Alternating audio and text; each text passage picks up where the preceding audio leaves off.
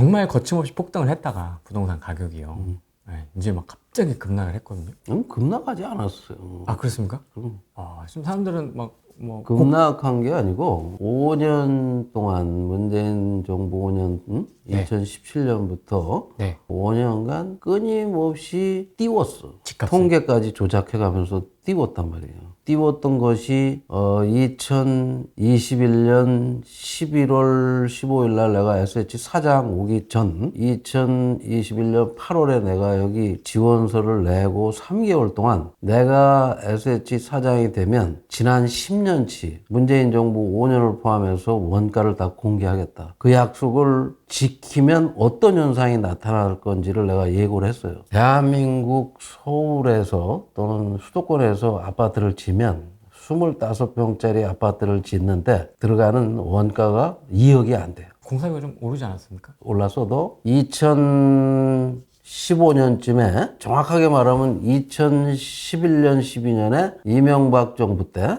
예. 강남 자곡동에 건물 분양 아파트가 평당 분양가가 680만 원이에요. 그러면 30평짜리가 2억이야. 그 다음에 토지까지 포함해서 분양을 하면 평당 970만 원. 30평짜리가 3억이었어요. 그게 2011년이야. 그러니까 30평짜리가 평당 1000만 원이었어. 서울 강남에. 그러면 건물만 분양하면 2억이고 토지까지 포함하면 3억이야. 계속 내가 얘기한 게. 그러면 건물값이 아무리 올라도 평당 600에서 얼마까지 올랐냐? 10년 동안 200만 원 올라서 한 30% 올랐어요. 이거 평당 800이 된 거예요. 그걸 내가 지금 알려준 거예요. 제가 2021년 11월 15일 날 와서 처음 분양원가 공개한 게 한 달 후. 두 번째 분양원가 공개는 2022년 1월 17일 날 서울시장께서 우리 공사를 방문하셔서 1층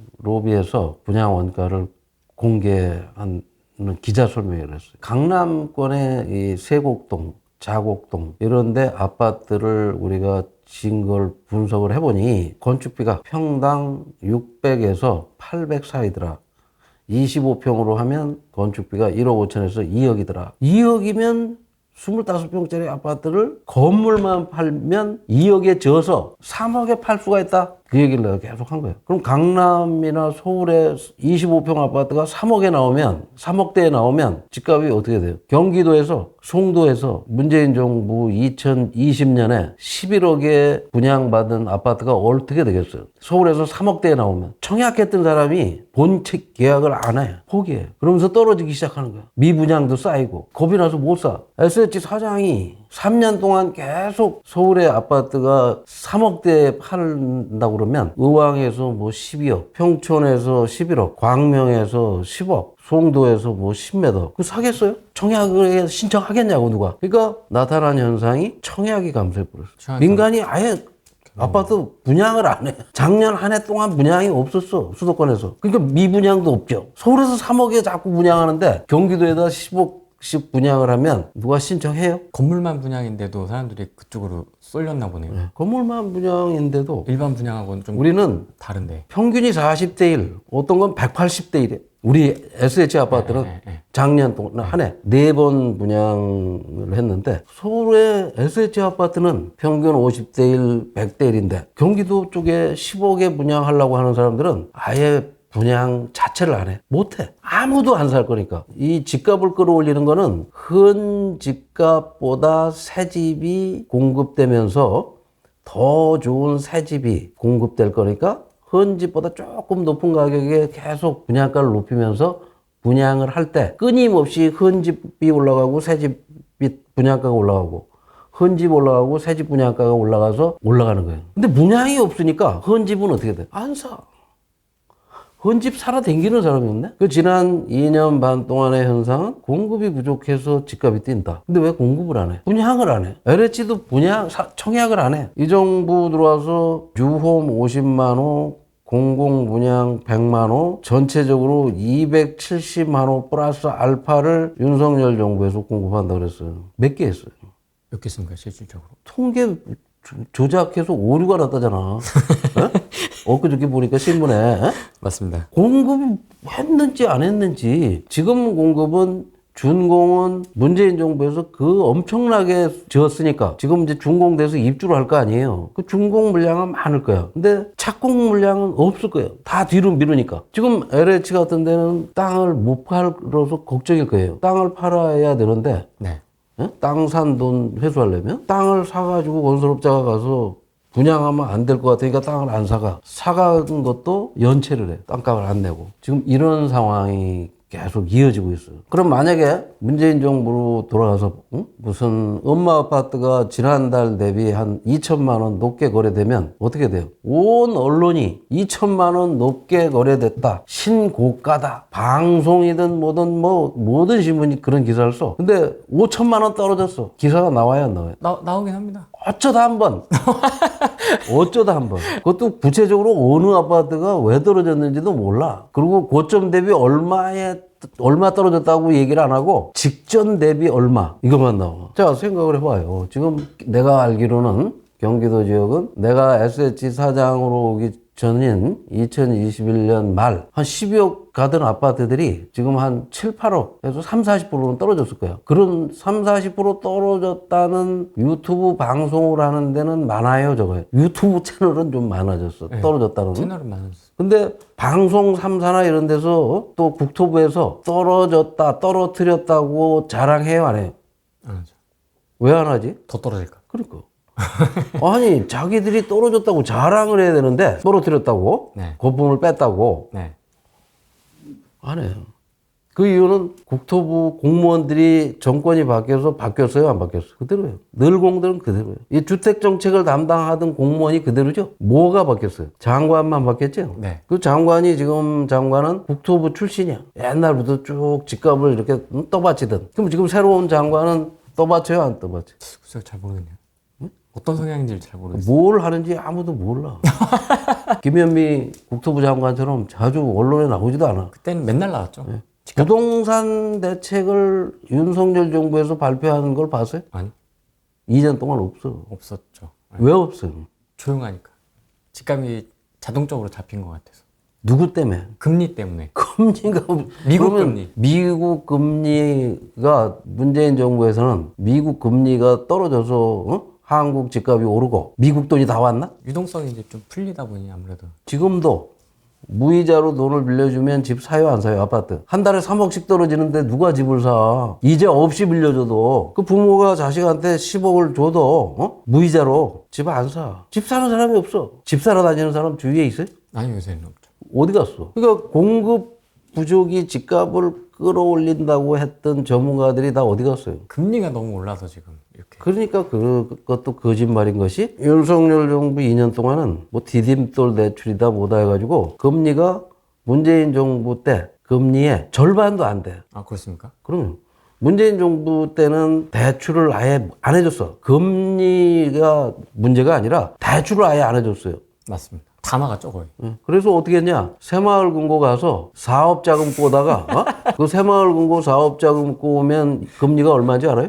얼마입니까? 8% 9%야. 그것도 그렇게 실력 있는 사람이나 그걸 빌리지. 보통 사람은 제2금융권 가서 종금이나 이런 데 가서 13% 15%짜리를 돈을 빌려다 집을 샀다고. 문재인 정부 때는 대출을 아예 막았으니까. 근데 지금 누가 종금이나 이런 데 가서 돈 빌려서 집 사는 사람 있어요? 그러면 금리 때문이 아니잖아. 문재인 정부는 아예 금리하고 상관없이 대출을 안 해줘. 나도 그 피해자야. 갑자기 종부세다, 재산세다, 막 세금 폭격하듯이 늘어난 세금을 낼 길이 없어가지고 대출을 받으려고 그랬더니 정규직이 아니라 수입이 불규칙하다고 해서 대출을 아예 안 해줘. 그 다음에 9억 이상짜리 집을 가지고 있다고 그래가지고 아예 대출이 안 돼. 그래서 나도 10몇 프로짜리 대출을 받았다고. 아, 그렇습니까? 그 문재인 정부에서 그런 일이 있었다는 걸 얘기하는 전문가가 있어요, 없어요? 문재인 정부들이 아예 대출을 다 털어봐가지고 대출을 안 해줬는데 특히 2019년, 2020년에는 9억, 15억, 12억짜리는 아예 대출을 안 해줬어. 어떤 사람한테 대출을 해줬냐? 임대사업자 신고만 하면 집값의 80%까지 대출을 해줬어. 그것 때문에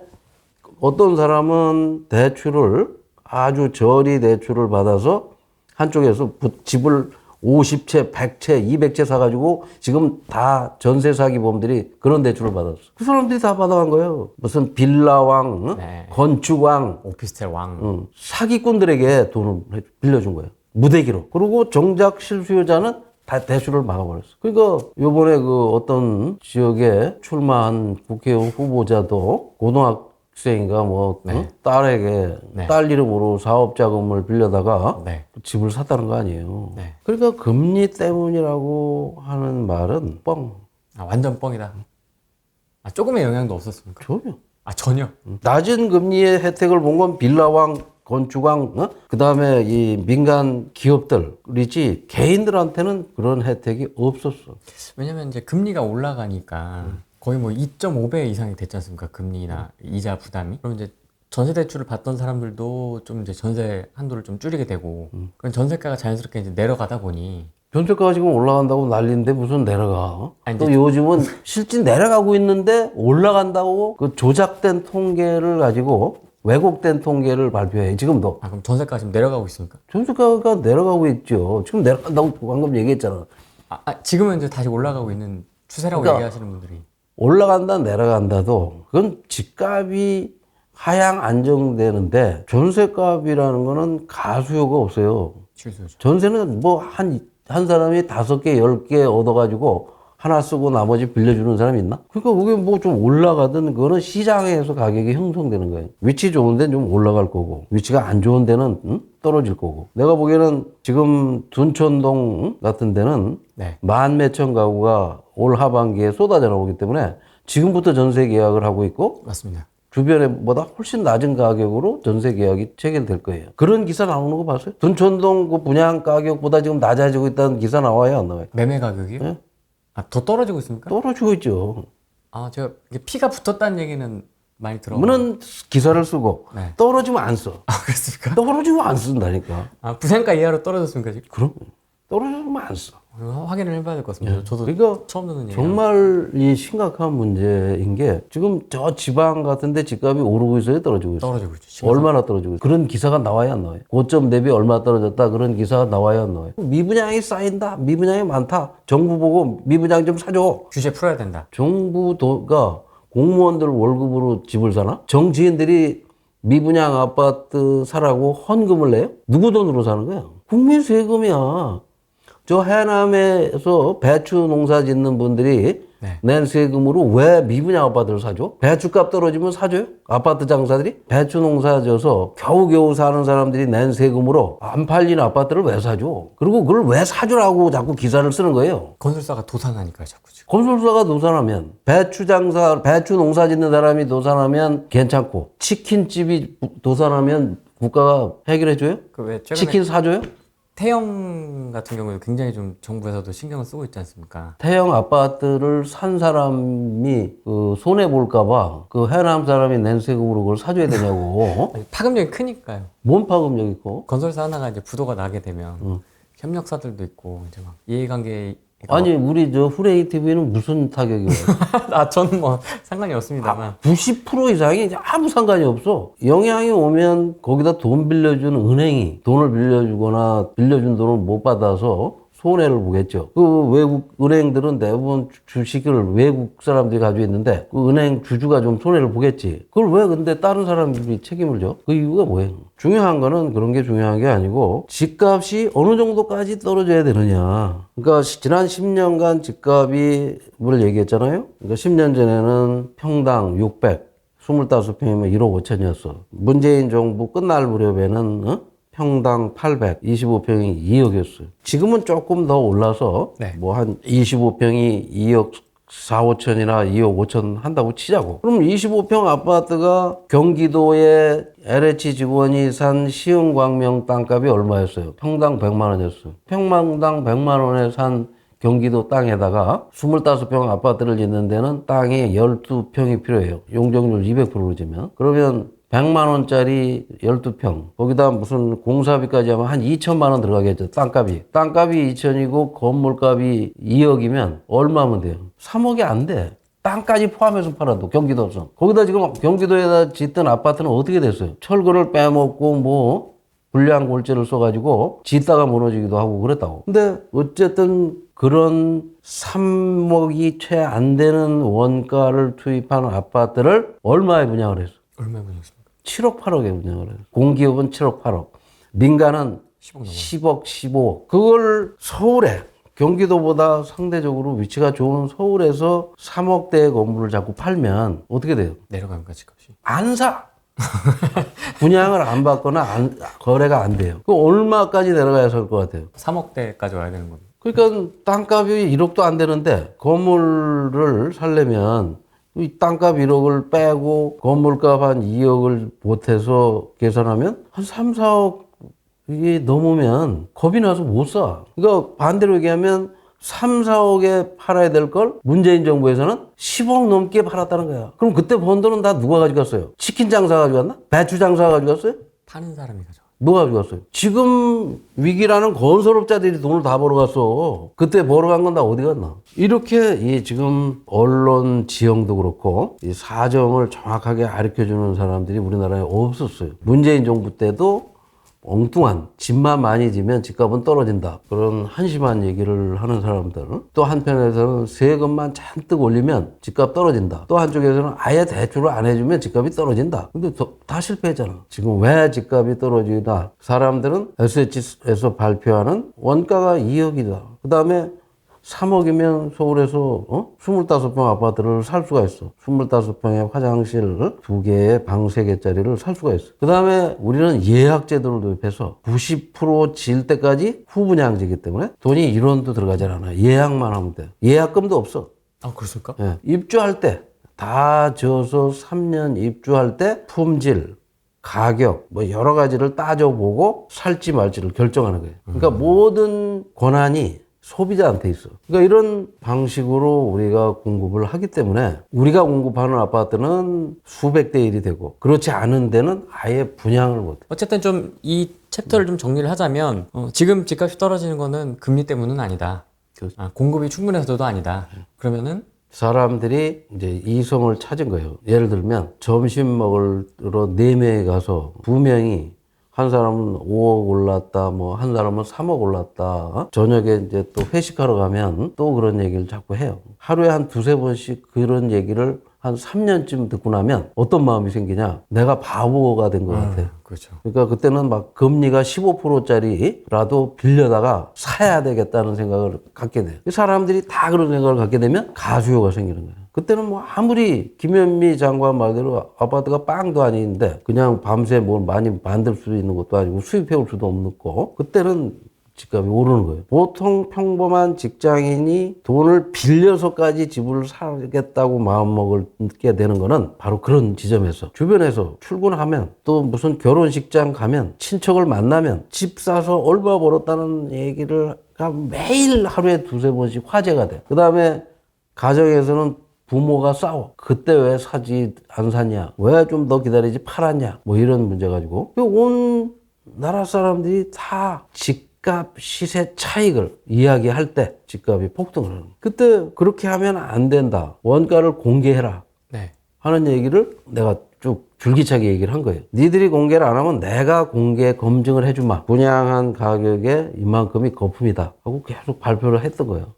근데 정말 재밌게도 사장님 취임하고 나서부터 집값이 쭉쭉쭉 이렇게 빠졌어요. 이거 내가 취임하고 나서가 아니라 정확하게 말하면 문재인 대통령이 임기를 마치고 양산에 내려가자마자 그게 2022년 5월이에요. 그 다음에 요맘때예요. 내가 이 SH 사장으로 오고 한 5-6개월 뒤 그때부터 집값이 집을 사는 사람이 줄었어요. 그 5-6개월 사이에 오세훈 서울시장이 2021년 4월에 취임을 해서 네. 나를 8월에 지명 뭐 내가 지원을 했고 그때부터 분양원가 공개 얘기를 쭉 해왔고 실제로 2021년 말부터 분양원가를 공개하기 시작했어요. 그래서 2022년 6월까지 4차례에 걸쳐서 기자들을 통해서 분양원가를 계속 발표를 했더니 그 다음에 이제 곧 3억짜리 아파트를 내가 예약을 받습니다 하는 예고를 계속 했고 2022년 말부터 3억에 아파트 예약을 받기 시작했다고. 그러니까 강동구 고덕동 쪽에 분양을 했고, 고덕 강일지구, 강일지구. 예. 그 다음에 강서구 마곡지구. 이 위치가 굉장히 좋아요. 그런 데다가 계속 3억대 건물 분양을 하고 있고, 토지 임대료도 그렇게 비싸지 않아요. 반복되면서 그 우연의 일치인지 모르지만 윤석열 대통령이 또 당선이 되고, 그 윤석열 대통령 당선 후에 사실 공약을 자세히 봤어요. 왜?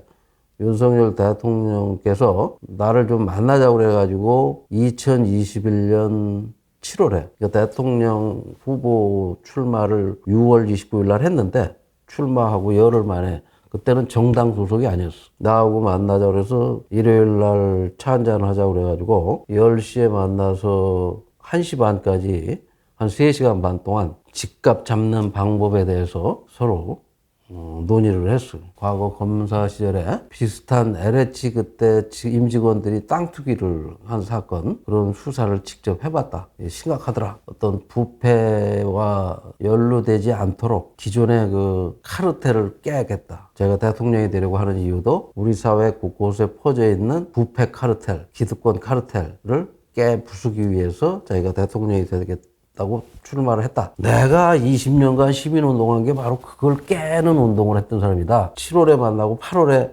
깨러 내가 여기 들어온 거예요. 카르텔 깨러. 네. 저 양반이 저런 사람이 대통령이 되면 정말 우리 사회 그 깨지기 힘든 카르텔을 깰 수도 있겠다. 깨질 수도 있겠다. 그때는 뭐 어느 정당 소속도 아니었어. 그렇죠. 그냥 정치 선언만 했을 뿐이지. 어느 정당으로 가서든 저런 사람이 만약에 대통령이 된다면 나도 이 힘을 보태서 거품도 빼고 카르텔도 깨고 되겠다. 그럼 생각이 들어서 공기업 사장을 원래 의도하지도 않았던 공기업 사장 제안을 한 거지. 윤석열 대통령이 취임하고 문재인 대통령이 양산으로 내려가면서부터 집값이 떨어지더라고. 나 때문에 떨어진 게 아니고, 내가 와서 떨어진 게 아니고, 내가 온 다음에 이거 분명하게 해야 돼. 지금 현 정부의 부동산 정책의 문제점은 뭐라고 생각하십니까? 현 정부에서는 부동산 대책이라고 발표한 게 없어. 그냥 안정화되고 있으니까. 더 속도감 있게 거품을 빼낼 수 있는 방법이 있는데, 여기서 더요? 예, 있죠. 왜? 더 빼야. 지금 SH가 서울에서 하는 걸, 하는 방식을 수도권으로 넓히면 LH도 분양 원가를 공개하고 LH도 수도권에서 건물을 25평을 3억에 막 분양하면 어떻게 될 것 같아? LH는 지금 3기 신도시다 뭐다 해서 경기도에 한 100만 채 공급할 물량을 가지고 있어. 매일 25평이 3억대의 아파트가 한 일주일에 한 군데서씩 분양이 되면 어떻게 돼요? 그럼 어떻게 될 것 같아? 새 아파트가 계속 3억에 나오면. 아무래도 집값에 영향을 줄 수 있겠죠. 근데 그거 할 것 같아요? 안 할 것 같아요? 안 할 것 같은데. 김동연 도지사 공약이 뭔지 알아요? 반값 아파트 20만 원 공급해요. 근데 지금 당선된 지 2년 됐는데 경기도에서 반값 아파트가 몇 개 나왔어요? 몇 개 나왔습니까? 한 개도 안 나와요. 빵개. 거기다 이재명 경기도지사 야당 대표가 경기도지사 시절에 분양 원가 공개하고 이 건물 분양을 내가 지금 여기 SH에 와서 한 걸 하겠다고 그랬어. 하고 있어요. 경기도지사들도 안 해. 야당 대표 된 사람도 안 해. 그 뭐 지금 대통령도 안 해. 그럼 뭐 어떻게 해요? 그러니까 집값 거품이 더 빨리, 거품이나 뱃살은 빨리 빼는 게 좋아요? 천천히 빼는 게 좋아요? 요요가 올 수도 있지 않습니까? 빨리 빼면. 그렇다고 오래 달고 댕기면 더 좋아요? 건강에는 안 좋죠. 안 좋지. 아니, 여러 사람을 오랫동안 고통스럽게 만드는 좋아요, 나빠요? 자, 지금 화두가 뭐예요? 저출산. 왜 저출산? 저출산을 해결하려면 어떻게 해야 돼? 싸게도 아니야. 공기업이 제 역할만 하면 돼. 경기도시공사와 LH가 수도권에 100만 채에 가까운 주택을 공급할 땅을 확보하고 있어. 대통령도 50만 개, 100만 개 공급을 한다 그래서 공공이. 언제예요? 임기 중에 해야 될 거 아니야. 근데 김동연 경기도지사는 지분적립형이라는 방식으로 2026년, 본인 임기가 2025년인데 2026년부터 공급하겠대. 그건 뭐야? 이런 사실을 아무도 몰라. 이런 사실을 얘기하는 전문가가 있어요, 없어요? 이런 인터뷰를 하는 공기업 사장이 있어요? 없죠. 왜 안 해, 그 사람들은? 공사가 다 망해서.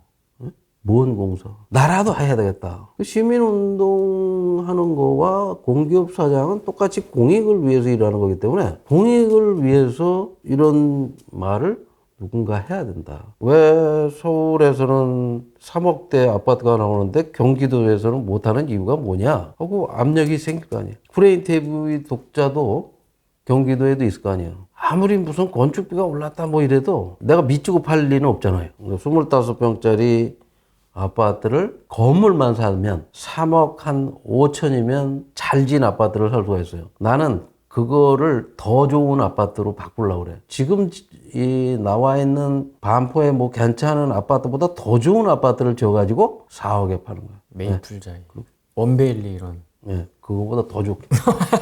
아, 그거보다 더 좋게요. 아파트라는 거는 내수용품이에요. 이건 어디 수출할 수 있는 것도 아니야. 뭐 외국 사람들이 우리 한국에 아파트 사러 막 몰려오는 것도 아니야. 전부 다 자기 아들, 딸한테 파는 거야. 기존 주택이든 새 아파트든. 그러면 정부가 가격 관리를 좀 해야죠. 뭐 대파값 가지고도 그렇게 여야가 신경 쓰는 척 하면서 이 아파트 값도 신경 써야지. 대통령도 야당 대표도 아파트 25평 짓는데 얼마인지를 알려면 뭘 봐야 돼요? 브레인 TV를 보게 만든다. 내가 지금 기자 설명회를 하고 하잖아요? 그러면 방송은 안 와. 신문에만 나. 아, 그래요? 방송 기자들은 귀찮으니까 안 와. 그리고 영상을 안 만들어. 왜? 자기들이 그동안 했던 거하고 전혀 안 맞으니까. 왜 안 만다고 생각하죠? 거짓말만 했으니까 공급 부족 때문에 집값 오른다, 금리 때문에 집값이 떨어진다, 그런 사람들하고만 인터뷰를 했는데 갑자기 공기업 사장이 이런 말을 해줄지도 몰랐지. 어떻게 보면 특종인데 자기 광고주들을 이해관계 때문인지 뭔지 안 와. 제가 지금 남은 임기 6개월 동안은 필요하면 거의 매일이라도 이런 얘기를 하려고 그래요. 이재명 경기도지사가 경기지사 시절에 경기도시공사 직원들 모아가지고 나하고 분양원가 공개하겠다고 한 적이 있어요. 2018년에 도지사실에서 경실련을 하고 경기도시공사 직원하고 경기도청 공무원하고 같이 그래서 2018년부터 분양 원가를 공개하겠다고 했는데 아직도 안 해.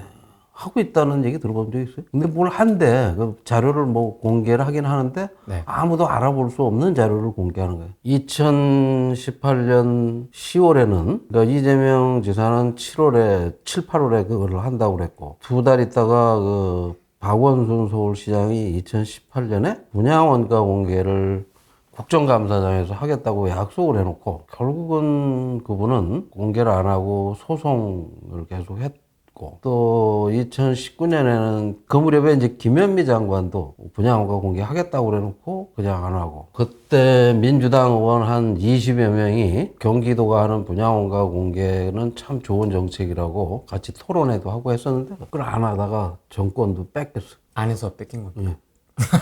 했으면 안 뺏겼지. 아, 했으면 안 뺏겼다? 그럼 해서 지금처럼 이렇게 집값이 안정되는 효과를 얻었으면 글쎄 뭐 뺏겼을지 안 뺏겼을지 모르지만 안 뺏겼을 가능성도 크죠. 근데 국민들과 했던 약속을 아주 잊어버리거나 그 경기도지사실에 가면 다 잊어버리는 것 같아. 김동연 지사도 그렇고 이재명 지사도 그렇고 둘 다 잊어버린 거 보면 거기 는 들어가면 잊어버리는 데인가? 이상해. 분양 원가를 공개해서 25평 아파트가 2억이 원가다 하는 걸 알려줬고, 네. 이때도 이걸 입증이라도 하듯이 2011년에 LH가 강남구 자곡동에 LH 브리지힐 아파트라고 그래요, 이거를. 네. 30평짜리 건물을 2억에 팔았어. 월 임대료는 40만 원이고, 금리를 한 뭐 4%로 치면 1억을 빌리면 1년에 480만 원, 월 40만 원. 토지 임대료는 1억에 4%를 받았다는 뜻이에요. 네네. 건물을 포함해서 분양을 하면, 응? 이게 이제 바로 옆에 그 아까 이 아파트 옆에 이렇게 붙어 있는 거예요. 여기 지금 여기 이어지는 거죠? 여기 이렇게 이어지는 거예요. 네, 이렇게 이어지는 이렇게 이어지는 건데 이 단지에는 토지를 포함해서 970만 원, 30평을 3억에 분양을 했어.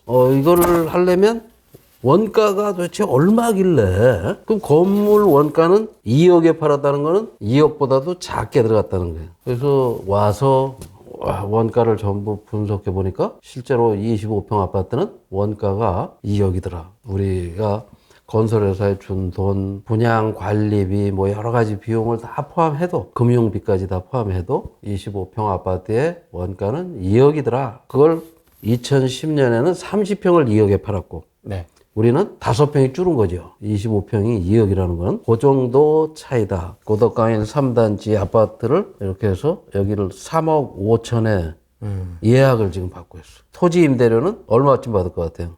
토지 임대료요? 그래도 한 50만 원? 35만 원. 아, 35만 원. 35만 원, 한 40만 원이. 토지 임대료는 이 토지를 경기도에서는 100만 원에 LH 직원이 사서 거기다 나무를 심어가지고 250만 원을 보상을 받아갔잖아요. 그게 문제가 된 거고, 거기서 100년 동안 계속 대대로 농사를 지은 분은 100만 원밖에 보상을 못 받았는데, LH 직원은 그 논을 사다가 거기다 논에다 나무를 심어가지고 250만 원씩 받아간 거야. 그래서 이제 문제가 된 거죠. 즉 경기도에는 100만 원이면 땅을 다 살 수가 있어. 엔간한 땅은. 서울은 얼마쯤 들어갈 것 같아요? 얼마 좀 들어가죠? 여기 좋은데? 강동인데? 200만 원 들어가. 200만 원밖에 안 됩니다. 21년 서울시장 보궐선거를 할 때 생태땅 생각나요? 생태땅 뭐 얘기가 많이 나왔잖아요. 그 서울시장 처가 쪽 토지를 우리 SH가 사들인 거예요. 이 아파트를 짓기 위해서. 그때 우리가 얼마씩 주고 사들였냐면 270만 원 주고, 서초구 내곡동에. 그 뭐 굉장히 비싼 돈 주고 샀을 것 같지만, 그러니까 강남구나 서초구나 이 강동구도 한 200만 원에서 300만 원 정도 해요. 땅값이. 경기도 땅값보다 한 조금 비싼 거죠. 토지비는 그렇게 많이 들어가지 않는다는 거예요. 아파트 짓는 데 들어가는 토지비가. 그럼 이거 지금 청약 그 예약 받고 있지 않습니까? 예약을 받아서 평균 50대 1을. 왜 이렇게 인기가 좋죠? 싸니까. 이 주변에 이런 아파트가 8억씩 가. 그렇죠. 8억 9억. 그렇죠. 여기 그렇죠. 네, 8억 9억. 그 전세값만 해도 5억이야. 근데 전세값보다도 싸. 그러니까 이거는 3억 5천에 월 이자 한 40만, 토지 임대료 40만 원을 내는 아파트니까 한 4억 5천이나 5억에 사서 자기가 대출을 1억 정도 대출 받은 사람이 수준의 부담만으로 이 집을 사는 거예요. 토지 임대료는 뭐 몇 년에 한 번씩 이렇게 좀 갱신이 되지 않습니까? 올라가지 않습니까? 그러니까 지금 선납을 하면 10년치를 선납한다거나 하면 오히려 깎아주려고 그래요. 미리 내면. 10년, 20년치를 미리 내면 1년에 한 500만 원이라고 치고 10년 치면 5천만 원 아니에요? 그럼 깎아줘. 한 20년치 1억을 내면 할인해줘. 부담을 줄이고. 이건 아직 결정된 건 아니지만 내가 서울시장님한테 제안을 했어요. 만약에 애를 낳으면 토지 임대료를 시나 국가가 대신 내주자. 뭐 몇 년간 이런 식으로. 아니, 애를 낳으면, 애를 하나 낳으면 한 50% 감면해주고, 50%를 대주고, 둘을 낳으면 아예 다. 국가가 지금 출산을 장려하고 한다면, 지금도 인기가 좋은데 폭발적이겠죠. 서울에서 이렇게 할 수 있는데, 경기도는 할 수 있어요, 없어요? 바쁜가 보죠. 다른 일 때문에. 뭘 바빠. 거기는 지금 땅이 훨씬 많은데. 경기도에는 지금 신도시 진다고 엄청난 신도시용 토지를 확보했잖아요. 문재인 정부에서. 네. 거기다 이걸 빨리 분양하면 돼. 예약을 받으면 돼. 네, 이렇게 하고 있습니까? 상기신도시를? 이걸 20만 개 하겠다고 김동연 지사가 공약을 해놓고 지금 와서 그게 아니었다. 이 방식은 아닌 것 같은데 지금 상기신도시 하고 있는 거. 반값 아파트를 하는 게 이거지 뭐예요. 정확하게 말하면 반값 아파트 20만 개, 주택 100만 개, 경기도에 민간까지 공급한다고 그랬는데 지금 몇 개 했어요. 경기도 지금 LH가 작년에 예약한 게 7천 개야. 그 언제 50만 개래? 20만 개, 뭐 50만 개, 100만 개. 이런 좋은 주택을 이거 괜찮지 않아요? 멋있네요. 이게 지금 우리가 가지고 있는 오래된 아파트가 우리 SH가 가지고 있는 게 34개 단지에 4만 채가 있어. 30년 가까이 된 게. 네. 그걸 이제 재건축하면 이런 식으로 재건축을. 그러니까 임대주택을 서울시장께서는 타워 팰리스급으로 줘라. 야. 주택은 사람이 살기 위해서 짓는 거니까 네. 좀 멋지게 잘 줘라. 그 세계적인 도시가 되려면 이런 식으로 지금은 이렇게 오래 낡은 아파트를 확 바꿔줬다. 반값 아파트라고들 표현하는데 나는 건물만 분양, 토지와 건물이 있다면 이 토지 사용권, 80년 사용권을 주고 건물만 사가라. 그리고 토지 사용료 좀 내고 건물만 이거 원가가 한 2억대인데 품질을 획기적으로 높여서 3억짜리를 지어줄 테니 3억 5천 내고 사가라 이거. 그래서 기존에 공급된 아파트보다 질이 훨씬 좋고 디자인도 획기적으로 달라지고 그런데 값은 과거 의 주택 반값에서 그러니까 당연히 인기가 좋을 수밖에 없죠. 근데 이런 내용을 언론이 다뤄요 안 다뤄요? 잘 안 다루는 것 같습니다. 왜 안 다뤄요? 집 사기가 편해지면 네. 살기가 나쁜 나라가 되나? 그러면 살기 좋은 나라가 되는 걸 방해하는 이유는 뭐야? 아니 대파값이 비싸다고 걱정하는 사람들이 네. 집값 비쌀 때는 왜 침묵해? 그거 이상하지 않아요? 그 지금 우리 사회가 그런 상태야. 그런 현상이 내가 SH 사장으로 오면 좀 달라질 줄 알았는데 SH가 이렇게 좋은 정책을 하고 있는 게 알려지질 않아. 그런 거는 뭐냐면 대통령실에 있는 사람들도 대통령의 핵심 참모들, 장관. 그 원희룡 장관이 한 1년 반 동안 장관을 하셨는데 가장 그 생각나는 정책이 뭐예요? 없습니다. 반값 아파트 하겠다는 얘기 들어본 적 있어요? 없습니다. 분양가 공개하겠다는 얘기 들어본 적 있어요? 근데도 그분이 그 장관을 잘하신 분으로 평가를 내부적으로 받으시는 것 같은 것도 있고 몇 번 장관님을 만나서 분양 원가 공개도 좀 말씀을 드렸고 네. 이 반값 아파트도 좀 같이 하면 어떻겠냐. 심지어는 이 서울에는 이 반값 아파트 할 부지가 적으니 경기도에 나가서 내가 좀 해주겠다. LH하고 같이. 콜라보해서. 근데 아직 답이 없어. 경기도에 아파트 공급도 안 되고 분양도 지금 지지부진하고 해서 우리가 직접 가서 신도시를 만들어줄게. 우리도 여기서 서울에서 많이 했으니까 네. 경기도 가서 얼마든지 할 수 있으니까. 근데 또 경기도시공사가 우리를 못 들어오게 자꾸 방해를 해. 자기네 나와버리니. 아니 그럼 자기가 잘해야지. 경기 도민을 위해서 서울 시민만을 위해서 내가 이런 좋은 품질의 아파트를 저렴한 가격으로 공급해서 서울 시민한테만 이렇게 할 게 아니라 경기도민들한테도 이렇게 하겠으니 좀 같이 하자. 그런 상황이에요 지금. 그래서 더는 내가 못 참겠다. 이거를 다시 국민들에게 알리는 수밖에 없다. 언론을 통해서 대통령이 이 사실을 알게 해야 되겠다. 이게 대통령의 뜻인지 아니면 대통령 참모들의 생각인지. 이런 좋은 해법이 있는데 뭘 자꾸 저출산 문제를 해결한다고 하는 사람들이 저출산 해법을 지금 3년간 실행한 사람이 있는데 여기. 그걸 안 갖다 쓰는 이유가 뭐예요? 해결할 의지가 없다는 거야. 뭐 기본주택 건물만 그냥 100만 개 한다고 공약한 사람이 누구예요? 이재명 대표야. 자기가 대통령이 되면 330만 원을 공급하고 100만 원은 건물만 분양한다고 그랬는데 몇 개 했어? 대통령 선거 때 그 후보로 나서서 한 달 반 동안만 그런 얘기를 하고 그 다음에는 안 해. 2년 동안. 윤석열 대통령도 역세권 첫집 주택, 청년 원가 주택, 뭐 이런 주택 정책이 나와서 그게 뭔가 하고 자세히 봤더니 거기 건물 분양 주택이 나는 들어있는 줄 알았어요. 없어. 그럼 뭡니까 그게 구체적으로? 그랬더니 좀 기다려보라 그러더니 뉴홈이라고. 뉴홈은 뭐 새로 지으면 다 뉴홈이지 무슨 새로 졌는데 올드홈은 아니잖아. 그 뉴홈이 언제 어디에 나와서 누가 입주를 해요? 분양을 안 해. 왜? 올드홈도 지금 물량이 몇 개가 나와 있다는 거예요. 서울에만.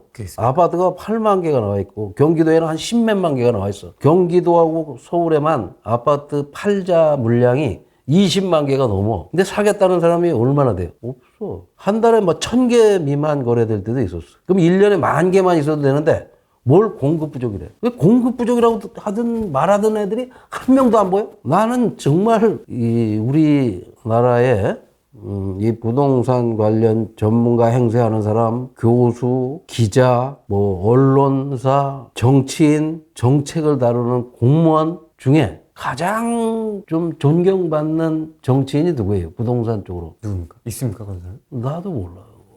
없어. 이재명 대표가 가장 자기가 분양원가 공개, 후분양제, 건물 분양, 기본주택, 집 한 채씩 줄 것처럼 막 발언도 하고 발표를 해서 그럴 줄 알았는데 정작 대장동 보면 그럴 것 같지도 않고 그 과거 실적이나 그 내용을 보면 또 지금 윤석열 대통령께 내가 그 처음에 만났을 때 물었어요. 청약예금 들어본 적 있냐? 그랬더니 없대요. 아파트 사본 적이 있습니까? 없대요. 50살 결혼하실 때까지 집을 뭐 사야 되겠다는 생각을 안 하셨다는 거예요. 그럼 뭐 부동산 정책 잘 모르시겠구만. 어? 잘 모를 것 같아요. 관심도 없고. 그러면 그 밑에 있는 참모들이라도 공약을 만들어서 집값을 안정시키겠다고 그러고 뭐 했으면 해야 되는데 안 해. 이 문제가 해결 안 되면 저출산이 해결이 안 돼요. 그게 왜 문제냐면 집값이 비싸서 집을 사기도 어렵지만 그건 어느 나라든지 다 비슷해. 문제는 집을 산 사람은 1년에 1억씩 거품이 생겨가지고 문재인 정부 5년 같은 경우 보통 한 3억에서 10억 정도의 시세 차익을 얻었다고 자랑하고 다녔단 말이에요. 집을 가진 사람이나 새로 산 사람은 그 사람들이 전체의 10% 정도 되는데 기존 주택 가진 사람들 또 집값이 많이 오르는 지역에까지 하면 좀 많다고 봐야 한 20% 되는데 그 직장 생활하는 사람이 100명 중에 한 20명은 부동산으로 돈을 몇 억씩 벌었다고 하는데 나머지 80%는 열심히 같이 일을 했는데 월급 모아서 1년에 모을 수 있는 돈이 얼마나 돼요? 1,000만 원도 어려워.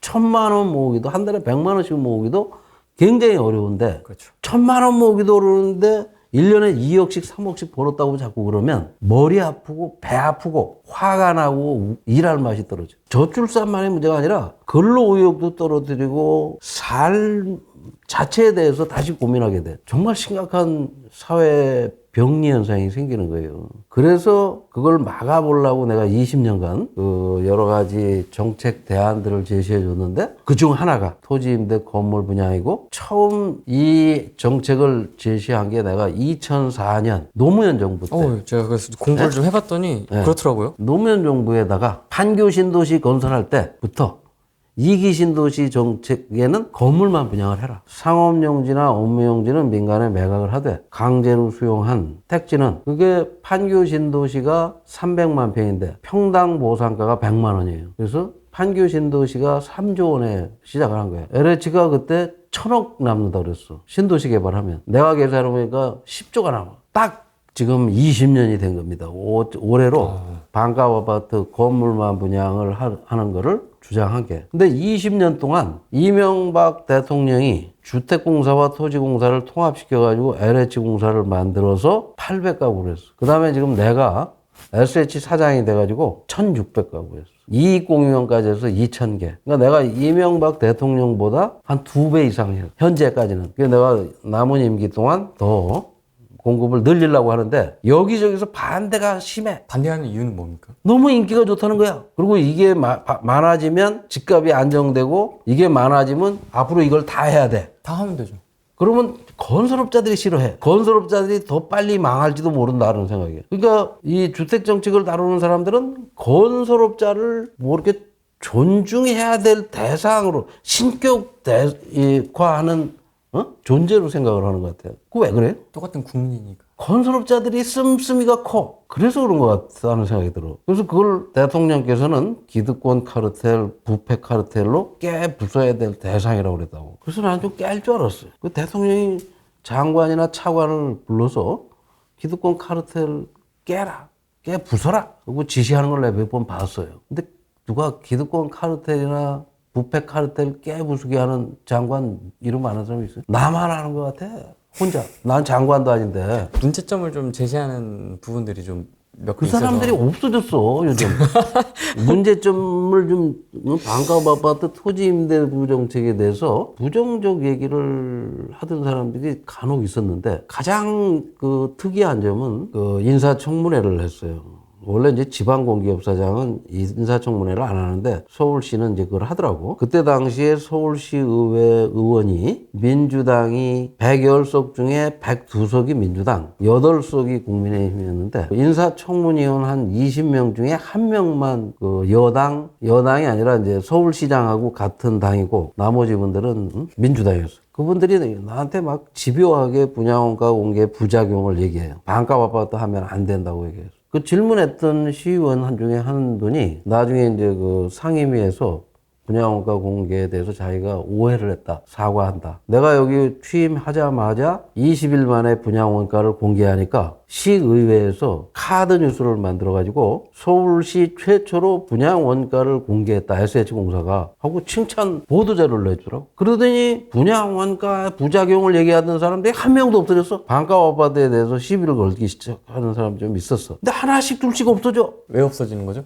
내가 그 KBS에도 나가서 2번 반값 아파트를 문제를 제기하던 기자하고 1시간 반 동안 유튜브 방송을 했고, 그 다음에 이 반값 아파트에 대해서 OBS하고도 1시간짜리 했고, 3프로라는 친구들이 나한테 이 건물 분양을 비판했던 기자가 와달라고 그래서 거기 가서 생방송으로 1시간 반쯤 했어요. 처음에 뭐 비판했던 사람이 쏙 들어가 버렸어. 나중에는 칭찬하더라고. 나는 지금도 뭐 좀 흠 좀 잡아다 줬으면 좋겠어. 대히트라니까? 아니 50대 1, 100대 1, 200대 1로 신청자가 많으면 아니 그거 좋은 거 아니야? 좋으니까 신청하지 나빠서 신청자가 많나? 부동산 분위기가 지금 별로 안 좋으니까 안 좋은데도 왜 이렇게 인기가 좋으냐고 이거는. 안 좋으니까 이제 시세 차익에 대한 기대감이 없어서 민간 아파트에 대한 그 시세 차익이나 이런 게 이제 최근에 아니 시세 차익이 앞으로 몇 년간 없을 것 같아요?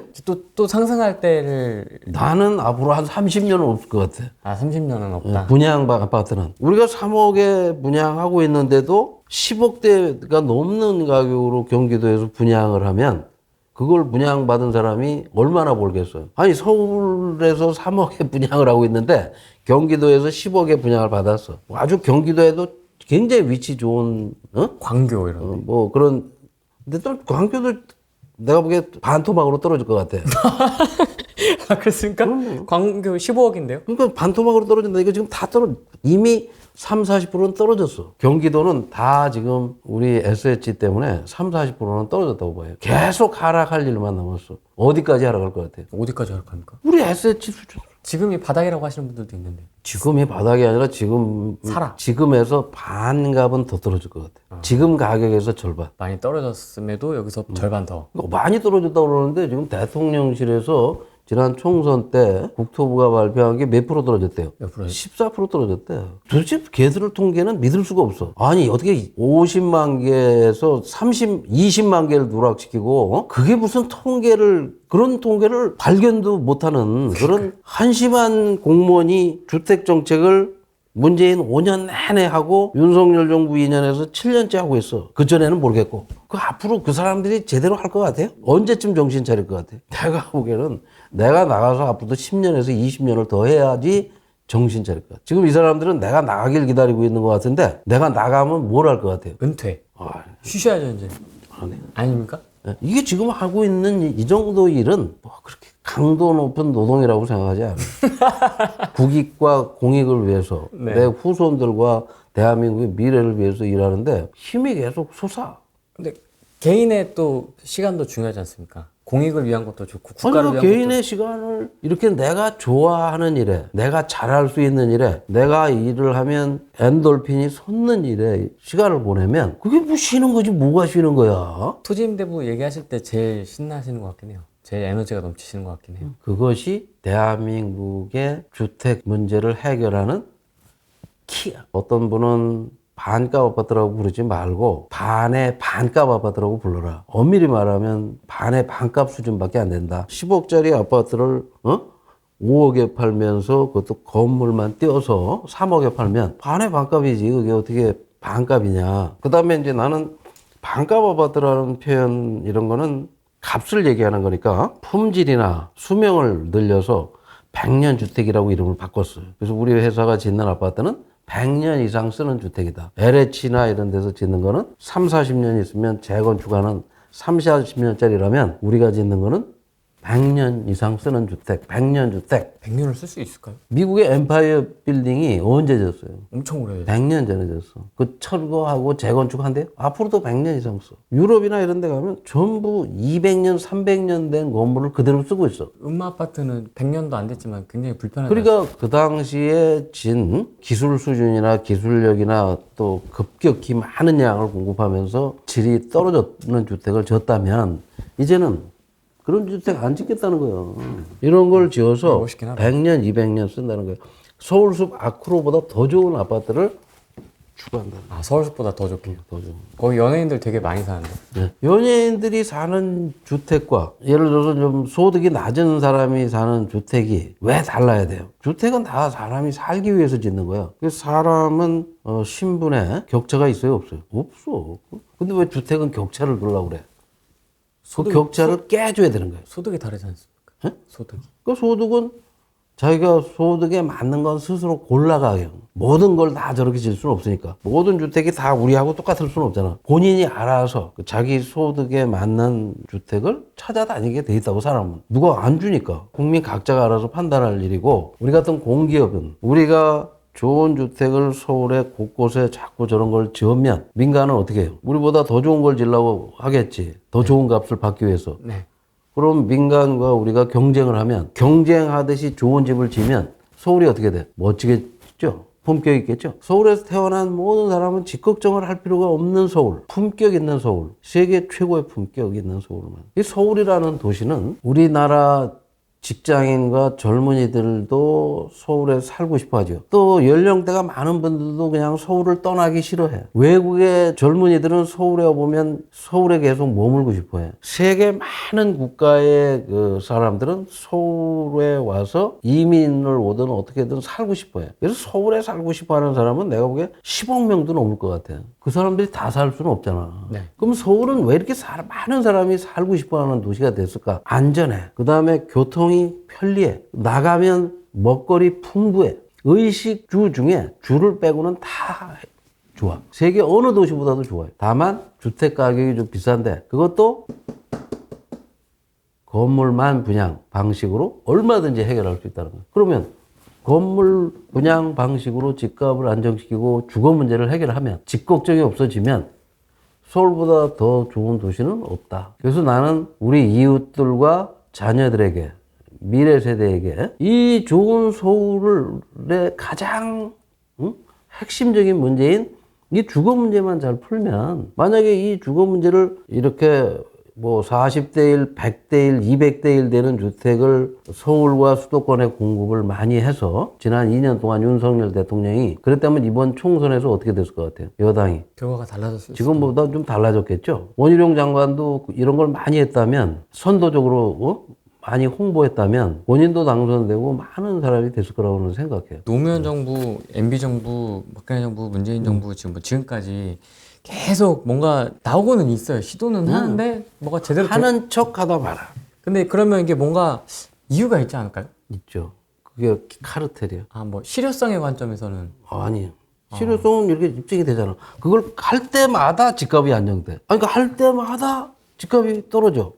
뭔가 미분양이 늘어나. 뭔가 계속 시도는 뭔가 있었는데 뭔가 다 제대로 안 됐더라고요. 보니까. 하는 척 하다 말고 해서 부작용이 나게 시도를 하고, 심지어는 군포의 그 건물 분양을 할 때는 일반 분양가보다 더 비싸게 분양가를 책정해가지고 하니까 그럼 누가 사? 아무도 신청을 안 해. 그래서 이게 별 인기가 없다. 아니, 인기가 없도록 만들어 놓고 인기가 있으면 어떡해. 그때 분양가가, 건물 분양가가 강남 건물 분양가하고 비슷해. 그럼 누가 사? 시세보다도 비싸게 분양을 하니까 아무도 신청자가 없었죠. 그러니까 이렇게 인기가 없으니 안 한다. 그게 이제 노무현 정부 임기 말이고, 이명박 대통령이 돼가지고 특별법 만들어서 했다는 거예요. 그때는 또 너무 많아, 신청자가. 그러니까 이명박 정부에서는 보금자리 특별법을 만들어가지고 건물 분양은 30평을 2억대에 하고 토지까지 포함해서는 3억에서 3억 5천에 강남 같은 데다가 아파트를 분양하니까 강남 아파트 값이 어떻게 됐어요? 15억 가던 음마 아파트가 9억으로 떨어졌어. 광교 같은 데는 미분양이에요. 그렇게 되다가 문재인 정부 와서 2배, 3배씩 올라갔어. 어떤 데는 3배까지 올라갔어요. 광교 같은 데는 저점 대비 3배. 그러니까 집값을 잡겠다고 28번 대책을 내놨는데 다 오르게 만드는 대책만 내는 거야. 그리고 집값이 안 올랐대. 그러니까 가장 열받았던 거는 문재인 대통령이 임기 절반 된 2019년 10월에 우리가 얼마 올랐나 하고 조사를 해보니까 서울 아파트 값이 45% 올랐을 때예요. 8% 올랐다. 일부 지역은 떨어질 정도로 하락할 정도로 안정적이다. 내가 가장 잘한 일은 집값 잡는 일이었다. 이런 식으로 얘기를 하는 거야. 우리는 대통령실에서 일하는 정책실장, 비서실장, 수석들 집값이 얼마 올랐는지를 조사해 보니까 한 사람이 10억씩 올랐어. 한 채. 그 자기 밑에 직원들이 다 아파트 값이 2년 반 동안 10억씩 올랐는데 하락할 정도로 안정됐다는 거예요. 통계를 조작해서 하락할 정도로 안정적으로 보이게 만든 거예요. 그럴 정도로 국민을 속이는 거예요. 왜 속이냐? 일반 시민들은 그걸 검증할 방법이 없어요. 그러니까 아파트가 몇 채 준공됐는지, 몇 채 허가됐는지 일반 시민이 알 수가 있어요, 없어요? 그러니까 통계를 그렇게 조작된 통계를 발표해도 모르는 거야. 이 토지임대부 분양주택에 대해서 인기가 굉장히 많지 않습니까 지금? 특히 청년층들에게 굉장히 인기가 많아서 성공적으로 지금 진행이 되고 있는데 이게 지금 분위기가 이래서 사실 시세 차익 아까 얘기하다 말았는데 시세 차익에 대한 기대감이 지금 크게 없기 때문에 지금 여기에 이제 쏠리는 거지. 아니죠. 이게 만약에 시대 차익에 대한 기대감이 뭘 주었죠. 내가 오기 전에는 건물 분양을 받으면 SH가 분양한 아파트를 건물 분양 받은 사람이 LH에다만 팔게 돼 있었어. 잘못돼 있죠. 과거에 SH가 팔았는데 왜 LH에다 갖다 해? 법을 그렇게 잘못 만들었어. 문재인 정부에서. 그것도 희한하네요. 참 처음에 만들 때. 그러니까 하기 싫은데 이걸 하라고 막 압력을 넣으니까 그렇게 법을 만든 거예요. 그래서 이제 그걸 바로 잡는 작업을 내가 했고, 그래서 10년 후에는 거래를 할 수 있어서 시세 차익이 생겨요. 자, 지금 얘기한 대로 건물만 샀기 때문에 그 산 값보다 크게 떨어질 것 같아요? 안 떨어질 것 같아요? 건물의 사용 가치가 계속 떨어지지 않습니까? 라고 생각을 해요. 아파트가 사용 가치가 떨어진다고 집값이 떨어져요? 거긴 땅값이 있지 않습니까? 그러니까 땅값이 뭘 빼더라도 사용 가치라는 게 전세값인데 땅은 집게 아니니까 전세값이 계속 올랐다고. 어쨌든 아파트는 빌라나 다세대보다는 월등히 선호도가 높아가지고 누구나 다 살고 싶어 해. 건물 분양은 누가 봐도 손해볼 것 같진 않아. 지금 다른 아파트는 사서 분양가보다 자꾸 낮아지는데 손해를 보는데 이거는 지금 가격에 사도 크게 많이 오르지는 않더라도 더 떨어질 것 같진 않아. 똑같은 아파트하고 그러니까 똑같은 조건일 거 아니에요? 토지까지 껴서 판 아파트나 요 건물만 산 아파트나 이 건물의 가치가 시간 가면 떨어지는 건 똑같죠? 그럼 자, 이 땅을 안 샀어. 건물만 샀어. 그러니까 책임져야 될 건 이 건물값에 대해서만 책임되면 돼. 근데 이 건물값이 2억 5천에서 3억 들여서 지은 거를 3억 5천에 샀어. 그럼 얼마까지 떨어질 것 같아? 서울에다 산 게 아무리 떨어져도 그 주변에 지금 전세값이 5억 6억인데 얼마까지 떨어질 것 같아요? 안 떨어져. 그리고 10년 후에는 또 팔 수도 있고 10년 안에는 사줘. SH에서? 그럼 얼마에 사줍니까? 그것도 좀 정기예금 이상 가격을 인정해서 손해 안 봐. 그 자기가 쓰고 손해도 안 봐. 그리고 10년 후에는 시세 차익이 생기면 자기가 다 가져가. 100%요? 그럼 100% 가져가지 왜 뭘 얼마를 띄고 와. 아니 뭐 이렇게 SH하고 나눈다든지 그런 건 없습니까? 없어요. 그런 거는 지금 LH나 GH가 그런 거를 할지도 모른다고 그러면서 안 해. 뭐 이익 공유형이니 무슨 지분 나눔형이니 뭐 이런 그건 뭐 이렇게 복잡하게 하냐고. 근데 하지도 않아. 근데 이제 우리가 하니까 하는 척 할 듯이 국민을 속이려고 하거나 국민을 좀 얕잡아 보거나 하면 안 된다고 생각해. 한 8년 정도 됐어요. 10년 전에 아까 내가 얘기했잖아요. 이게 딱 10년 됐어. 10몇 년 됐어. 2억에 샀어, 건물을. 어? 네. 얼마야, 이게? 얼마입니까? 10억이야. 건물만요? 응. 이거는 얼마야? 이거 3억에 샀어. 건물만? 응. 아니, 토지까지. 아 토지까지. 이거 얼마야? 20억이야. 이거는 이제는 아니잖아요. 이건 그냥 분양한 거야. 이거는 3억에 분양받은 거는 20억이 됐어. 어? 그럼 얼마 번 거예요?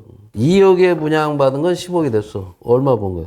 8억. 어느 게 더 로또야? 저게도 로또야. 이게 로또라고 그러는 사람이 있어. 어? 바보 같은 놈들이. 아니 어떻게 이게 이 바로 옆에 있는데 3억에 사서 20억 된 거 하고 2억에 사서 10억 된 거가 있는데 이걸 로또래. 그러니까 이거는 1등, 이거는 2등. 아니 이걸 로또래. 이것도 로또. 그럼 이거는 뭐야? 이것도 로또, 이것도 로또라고. 이건 대박이지. 그러니까 자 봐요. 이 아파트들을 짓기 위해서 여기 있던 땅을 200만 원, 300만 원에 강제로 우리가 뺏었어. 국민들을 위해서 쓰겠다고. 네. 그래놓고 우리 SH나 LH가 한 50% 남겨먹고 건설업자가 또 남겨먹고 우리 이웃들은 바가지를 쓰고 그러길 바래? 그러려면 공기업이 왜 필요해? 시세 차익의 관점에서 이제 건물 감가 시세 차익에 대해서 이야기. 그러니까 시세 차익은 누가 가져가는 거예요? 여기 이제 수분양자. 그러니까 이거 분양받은 사람이 가져가는 거예요. 그 여기 분양받은 사람들이 똑같이 분양을 받았는데 한 사람은 17억 받아가고 벌었고 한 사람은 8억 벌었는데 네. 왜 자꾸 8억짜리가 문제가 있다고 그러냐고. 그러니까 이제 여기에 입주한 사람들한테 특혜가 가는 거잖아요. 이 사람 여기 입주한 사람은 그러니까 이제 여기에 들어간 사람이 있고 떨어진 사람도 있잖아요. 떨어진 사람. 떨어진 사람도 있으니까. 아 여기도 떨어진 사람 있잖아. 그렇죠. 네. 그러니까 이쪽이 더 배가 더 아프지. 이쪽보다. 이쪽은 8억을 먹었고 이쪽은 17억을 벌었어. 어느 게 더 배가 아파? 그러면 이것도 노후화가 될 텐데. 10년 됐어. 네. 이 정도 건물 같으면 이거 몇 년 쓸 것 같아요? 3, 40년. 5, 60년을 써. 고쳐서 쓰면. 그 다음에 노후화되면 재건축하면 되잖아. 이거 노후화돼 안 돼? 이거는. 되죠. 노후 되죠. 네. 노후화되면 어떻게 해요? 재건축해야죠. 이것도 노후화되면 재건축하면 되잖아. 네, 토지 소유주가 SH. 왜 토지 소유주가 해? 저기 자기들이 조합을 결성해서 네. 분양받은 사람들이 땅이 없는데요? 땅이 없지만 그 토지 소유자인 하나야. 여기는 응? 이쪽은 소유자가 많지만 여기는 딱 하나야. 네. 지상권 소유자들이 재건축 할란다. 네가 재건축해라. 우리가 공사비 댈게 건축비. 그러면 되지. 그럼 새 집에 살면 되지. 근데 SH도 조합으로 들어와야 되는 거 아닙니까? 같이? 같이 해야 되는 거 아닙니까? 사업을? 아니, 재건축 그 조합. SH가 계속 공기업으로 존재한다면 그래서 걱정할 그런 건 50년, 80년 후에 걱정할 필요가 있어요, 없어요, 지금? 아니, 왜냐면 파고 하시는 분들의 100년 앞을 보고 사나? 땅을 굉장히 중요하게 생각하기 때문에 토지 지분에 대해서. 지금 땅 중요하게 생각했던 사람이 지금 어떻게 돼? 땅땅거리고 살아요? 아니면, 엄청난 손해를 봤어. 근데 뭘 아직도 땅땅을 하고 있어. 지금처럼 손해보는 건 땅 때문에 손해보는 거니까 땅을 안 사면 좋겠네? 이런 생각을 가져야지. 자, 이제 반대로. 이게 떨어졌어. 걱정한 대로 2억짜리가 1억이 됐어. 1억. 건물이요?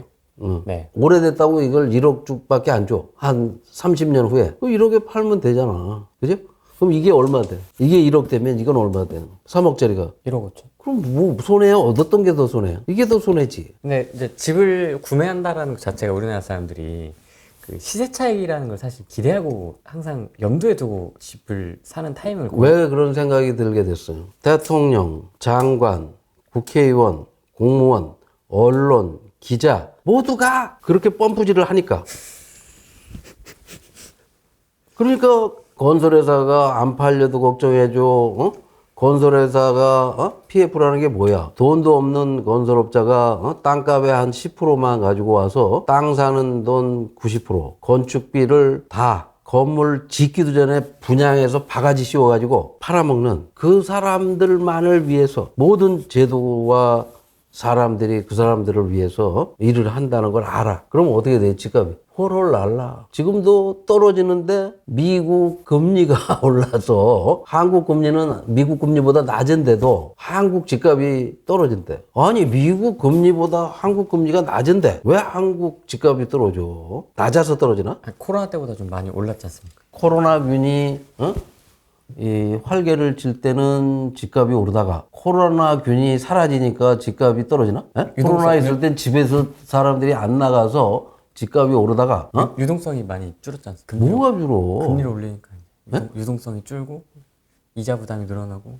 그러니까 그런 잠꼬대 같은 얘기를 하는 사람들을 전문가라고 우리가 그런 사람들 얘기를 듣는 게 네. 정말 안타까워서 내가 프레인 TV 독자들과 일반 시청자들이 아직도 20년 시민운동 하던 시민운동가 김원동이라는 사람이 공기업에 들어가서도 어떻게 일을 하고 있었고 앞으로 어떻게 할 것인가를 알려주기 위해서 프레인 TV뿐 아니라 필요하면 뭐 다른 유튜버들하고도 또 다른 시각을 가진 사람들하고도 뭐 계속 대화를 나누고. 큰 채널 많습니다. 월급쟁이 부자들도 있고요. 월급쟁이 부자들 채널도 나가시고 부익남 채널도 나가시고. 글쎄 뭐 그런 분들하고 아주 그냥 유튜버들하고 합동 뭐 인터뷰를 할 수도 있고 프로그램을 만들어 봐요. 우리 저 홍보실하고 해서 어쨌든 우리 홍보실이 나를 막지는 못하니까 내가 자유롭게 얼마든지 얘기를 할 생각이에요. 앞으로 30년 정도는 오르지 않을 거라고 보셨지만 만약에 집값이 오르면 인기가 좀 떨어지지 않을까요? 토지 건물 분야에? 네. 자, 지금 3억에 샀어. 20년 후에 한 4억이나 5억이 됐어. 5억쯤 됐어. 손해본 거야, 아니에요? 근데 다른 민간 그러니까 3억 5천에 사지 않고 그걸 월세로 살았다면 그 월세 환산율이 한 5, 6% 되니까 한 1년에 2, 3천만 원이니까 한 150만 원에서 200만 원 주고 월세를 살아. 1년에 한 2, 3천만 원씩 10년이면 3억이 다 날라가. 근데 한 20년을 그 3억 5천 원 주고 산 집에서 살았어. 어떤 게 이익이에요? 남의 집 빌려서 사는 게 이익이에요? 그거 사는 게 이익이에요? 훨씬 이게 이익이잖아. 총액으로 보면. 그러니까 요 아파트에서는 20년 살다 그냥 남을 줘도 월세 사는 것보다 싸. 총 비용이. 근데 그것도 싫다고 나는 그냥 안 받겠다고 하는 사람이 있을 것 같아요? 없을 것 같아요? 없어. 너무 지금 신청자가 많다니까? 그 신청하는 사람들은 다 그런 계산을 해봤을 거 아니야. 20, 30년 후에 이 사람들이 또 겉만 번지를 해놓고 속에 철근 100개씩 빼가지고 재건축을 할 시기가 왔을 때 내가 3억 5천 주고 산 게 뭐 1억으로 떨어졌다. 그래도 이익이 월세 사는 것보다. 2억 5천이 떨어져도 땅이 그렇게 많이 확보가 되냐 SH 입장에서. 아까 또 얘기했잖아요. 내가 경기도를 나가게 되면 경기도에 가면 경기도는 서울이 2억 평이고 경기도는 서울의 18배예요. 면적이. 그러니까 서울 18개가 여기 서울 밖에 있어. 아니 서울에 1,000만 명이 살면 경기도에 몇 명까지 살 수가 있어요? 1억 명도 살 수 있어. 이 밀도로 살면. 그죠? 문재인 대통령은 150만 개, 220만 개 중에 경기도에 짓는 게 150만 개예요. 윤석열 대통령은 270만 호 중에 270만 호 플러스 알파 한 300만 호 중에 경기도에 짓는 게 170만 개. 야당 대표인 이재명 대표는 330만 호, 김포공항까지 옮겨가면서 주택을 수도권에 200만 개를 짓는데 그걸 건물만 분양하면 어떻게 돼요? 질 땅이 있어요, 없어요? 아니 경기도든 서울이든 재건축하는 것도 필요하면 건물만 분양할 게 몇 개야? 수도권에 1,000만 개가 있어. 1,000만 개. 근데 조합원들이 안 좋아하지 않을까요? 아니 자기한테 이익이면 나는 만약에 재건축을 한다면 땅까지 팔아서 해봐야 크게 돈이 안 된다면 건물만 좀 더 늘려서 줘가지고 건물만 파는 거야. 조합도. 그래가지고 자기 건축비만 조달하면 되잖아. 그런 시대가 와요. 그래서 건물만 분양할 땅이 없다? 아니 새로 짓는 게 다 건물만 분양할 수가 있는 건데 무제한이죠 땅은. 아 무제한이다. 땅은. 짓기만 하면 되네요. 건물만 져서 건물만 파는데 지은 것 중에 토지는 안 팔고 건물만 팔면 건물만 분양이 되는 거예요. 목욕탕에 뜨거운 물이 있는데 펄펄 끓고 있는데 뭐 40도 이 정도 되겠죠. 거기다가 하루에 뭐 얼음 한두 개씩 넣는다고 해서 그 온도가 차가워지겠느냐. 정말 한꺼번에 미친 듯이 쏟아붓지 않는 이상은 건물만 분양하는 거예요. 집값이 뛸 때 서울에 이 주택이 400만 개가 있어요. 경기도까지 하면 900만 채가 있어. 900만 채 중에 매년 100만 개씩 팔려서 집값이 올랐어요. 아파트가 10,000세대가 있어. 거기서 하루에 한 3,000개씩 팔리나? 매일? 한두 개 팔려도 다 올라. 서울의 아파트가 강남 어느 아파트가 종전가보다 1억만 오르면 강남 전체가 다 들썩거려. 그게 집값이에요. 그러면 반대로 조금만 건물만 분양해도 그건 막 떨어지는 거예요? 지금 그 조금밖에 안 했다니까. 2,000개밖에 안 했는데. 아 그래서 이렇게 집값이 이렇게 된 거예요? 우리 거는 막 사람들이 100대 1이 되고 딴 데는 아예 팔이 날리고 있어. 기존 주택 가격은 어떻게 될 것 같아요? 지금 떨어지고 있다니까. 근데 지방도 떨어지고 있는데 다 떨어지고 있는데. 아니 서울 한복판 값이 자꾸 떨어지면 그리고 서울 곳곳에서 3억짜리가 나오면 네. 지방은 어떻게 되겠어? 아니 지방에 7, 8억짜리 아파트가 팔리겠어요? 아 그러면 요 영향이 지방까지 미친 거라고 보세요? 그럼. 아니 서울에 집 짓는데 2억이라는데 대구에 집 짓는 데는 얼마야? 거기는 물량이 많아서. 아니 건축비가 얼마예요 거기는? 똑같. 거기도 2억이야. 똑같죠. 근데 왜 대구에서 7억씩 파냐고. 이게 분양 원가 공개라는 게 그렇게 파급력이 큰 거야. 특히 서울에서 분양 원가 공개는. 아니 이 강남에다 짓는데도 25평이 2억이야. 이거 내가 계속 보여주잖아. 이게 강남에 저도 2억이야, 2억. 어? 아까 많이 봤으니까. 네. 대구에 이런 아파트를 7억, 8억에 울산이나 이런데 부산이나 10억씩 주고 이걸 팔았단 말이에요. 몰랐는데 SH 사장이 10년 전에는 550만 원이었는데 최근에는 750만 원으로 10년 동안 막 그렇게 막 건축비가 올랐다 그러는데 건축비가 올랐다는 얘기를 문재인 정부 때는 들어봤어요, 안 들어봤어요? 오른다고 들었죠? 뭐 철근값이 오르네, 뭐가 오르네 해서 아무리 올라도 250만 원 올랐다니까? 10몇 년 동안? 그러니까 공공기관에서 추진하고 있는 정책이니까 연속성에 대한 의문, 또 사장님이 바뀌거나 정권이 바뀌거나 시장이 바뀌거나 또 이러면 이게 또 바뀔 수가 있죠. 그래서 네. 지금 어떻게 하려고 그러냐면 건물 분양 방식의 특별법을 만들어가지고 2008년 이명박 정부가 들었을 때도 당시 여당인 한나라당이 의석을 180석을 차지했어요. 자민련하고 이렇게 몇 개 정당을 다 연합시켜가지고 이명박 대통령이 그때 당시에 한 180석 지금하고 비슷한 상황이었어. 그때 토지임대부 건물 분양 특별법이라는 걸 만들어가지고 추진을 한 거야. 그러니까 토지공사하고 주택공사 통합을 하고 그 통합 사장을 현대건설 출신 이지송 사장으로 대통령이 직접 임명을 했어. 건물 분양 아파트를 아까 이 자곡동에 건물 분양 아파트를 한 거예요. 그리고 대통령이 바뀌니까 법이 없어져 버렸어. 그러니까 지속성을 얘기했잖아요.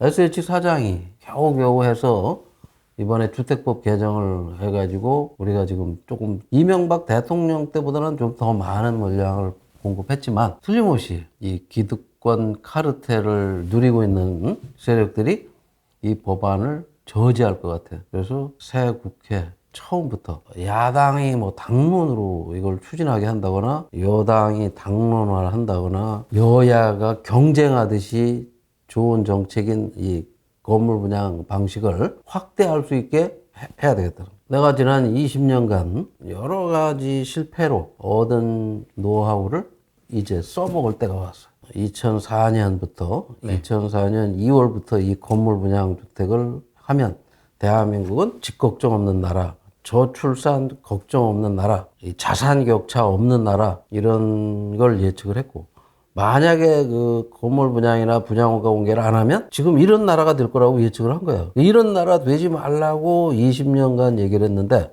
내 말을 안 듣다가 나한테 기회가 주어져서 내가 그걸 실행을 하는 거예요. 이 기회를 최대한 활용하려면 어떻게 되겠어? 나는 이 인터뷰를 윤석열 대통령도 좀 봤으면 좋겠어. 보시고 나하고 했던 약속을 다시 떠올리고 그리고 대통령이 임명한 장관들이 대통령 의중을 제대로 파악을 못해서 지금까지 제대로 되고 있지 않다는 사실을 알게 되면 어떻게 돼요? 아니 이렇게 열정적인 사장님이 계시다가 이제 후임이 오고 또 서울시장이 바뀌고 대통령이 바뀌면 또 이게 또 걱정할 필요가 없는 게 흐지부지. 나는 20년간 뭘 했어? 그분들한테 훈수를 도왔어. 그럼 앞으로 또 어떻게 할 것 같아요? 또 훈수 두세요? 20년간 더 훈수를 둘 일이 생겨.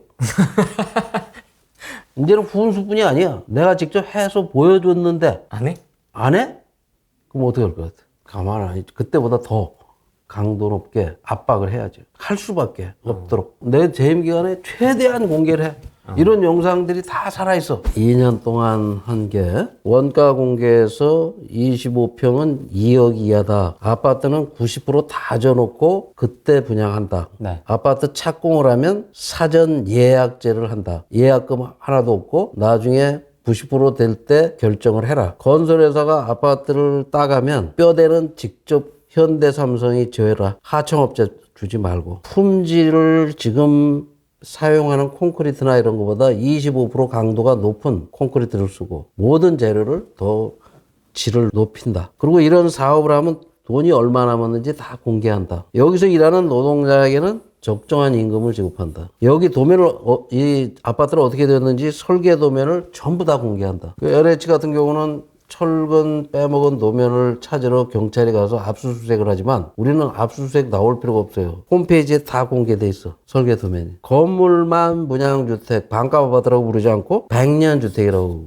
그 다음에 우리 회사가 가지고 있는 재산이 얼마인지를 다 공개하는 거야. 돈을 얼마나 벌었는지, 응? 얼마나 이익을 남겼는지. 그리고 아파트는 다 져놓고 분양을 할 거예요. 내가 이제 이달 안에 99.9% 후분양제를 선언할 거예요. 그리고 분양이라는 용어를 안 쓸 거예요. 그럼 뭐라고 쓰세요? 판매.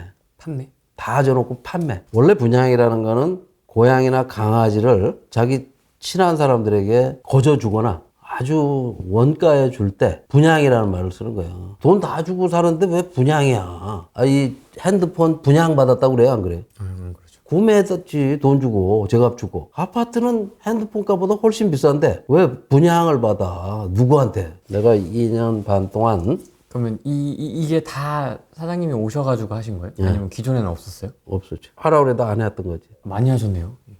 이거보다 지금 더 많은 걸 했는데 네. 너무 많이 한 걸 알리면 네. 시민들이 다 이해를 못 할까봐 추려가지고 10가지만 대출이 안 되니까 제1금융권은 못 가고 제2, 제3금융권에 가서 7%, 8%, 15%, 20% 주는 그 금리로 돈을 빌려다가 집을 사는 분들이 꽤 있어요. 문재인 정부 임기 말에. 그분들이 지금 상당한 고통을 받고 있을 거야. 정부가 할 수 있는 일이 뭐예요? 건설업계를 걱정하고서 지금도 그 바가지 씌우던 바가지 쓴 시민들을 걱정하는 사람이 있어요, 없어요? 그러니까 막 정부가 책임을 져야 된다면 터무니없이 높은 분양가로 분양을 하도록 방치한 책임을 정부가 져야 돼요. 분양가 상한제는 하고 있지 않습니까 지금도? 가짜 분양가 상한제. 아 가자입니까? 다 풀어줘. 다 빠져나가. 뭐 재건축이라 빠져나가고 재개발이라 빠져나가고 이것저것 차 떼고 포디면 분양가 상한제 하는 데가 어디 있어? 그러면 일률적으로 좀 적용을 해야 된다라고 생각하시는 거예요? 원가를 공개하면 네. 상한제를 안 해도 비교할 잣대가 생기잖아. 근데 원가 공개도 안 하고 정부가 해야 될 원가 검증이 분양가 상한제예요. 일반 소비자 보호를 위해서 검증을 해줘야 돼. 아, 이 정도가 적정하겠다든지 그것도 안 하고. 그럼 무정부 상태지. 그러니까 이제 시민들이 할 수 있는 거는 안 사는 것밖에 없어. 그러니까 이제 전부 다 안 사. 그러니까 값이 어떻게 돼? 그럼 분양원가 공개는 집값에 어떻게 영향을 주는 거예요? 자, 내가 집을 사러 가. 25평짜리 집을 사러 가는데 건축비가 얼마지? 2억이라고 계속 들었어. 궁금한 게 뭐예요? 땅값이잖아. 땅값은 얼마지? 땅 한 평에 그 주변에 가보니까 100만 원, 200만 원이래. 그냥 한번 계산을 해볼 수 있잖아. 그러니까 이렇게 계산해 보니까 한 3, 4억밖에 안 돼. 근데 그걸 8억, 9억, 10억에 분양하면 사겠어요, 안 사겠어요? 그걸 모를 때는 2억인지, 모를 때는 전에 얼마에 분양했고 뭐가 옆에 여기 뭐가 생기고 하고 막 하면 더 오를 것 같다고 얘기하면 혹해서 산다고. 왜? 전에 그거 안 샀던 걸로 해서 몇 억 손해 본 것 같아. 그래서 산 거야 사람들이. 근데 100만 원, 200만 원짜리 땅만 있는 건 아니지 않습니까? 그런 땅이 뭐 굉장히 많아. 경기도에 가면. 아니, 서울에 내가 살고 싶다. 서울에도 네, 서울에 많아요. 내 집 마련하고 싶다. 서울에도 많아. 100만 원, 200만 원짜리?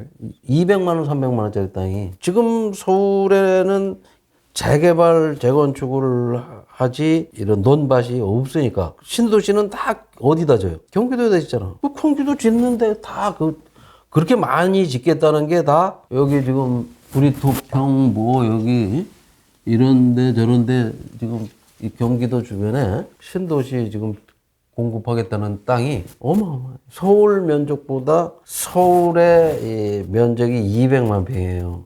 근데 이 강이나 산을 빼면 100만 평이, 1억 평이야. 전체 면적이 2억 평이고, 강과 산을 빼면 1억 평이야. 근데 경기도 신도시 지은 면적이 얼마지 알아요? 1억 평이야. 서울만한 땅으로 경기도에서 이 신도시를 만들 때 왜 만든다고 그래요? 서울 집값 잡겠다고 만들어. 네. 잡았어요, 못 잡았어요? 못 잡았죠.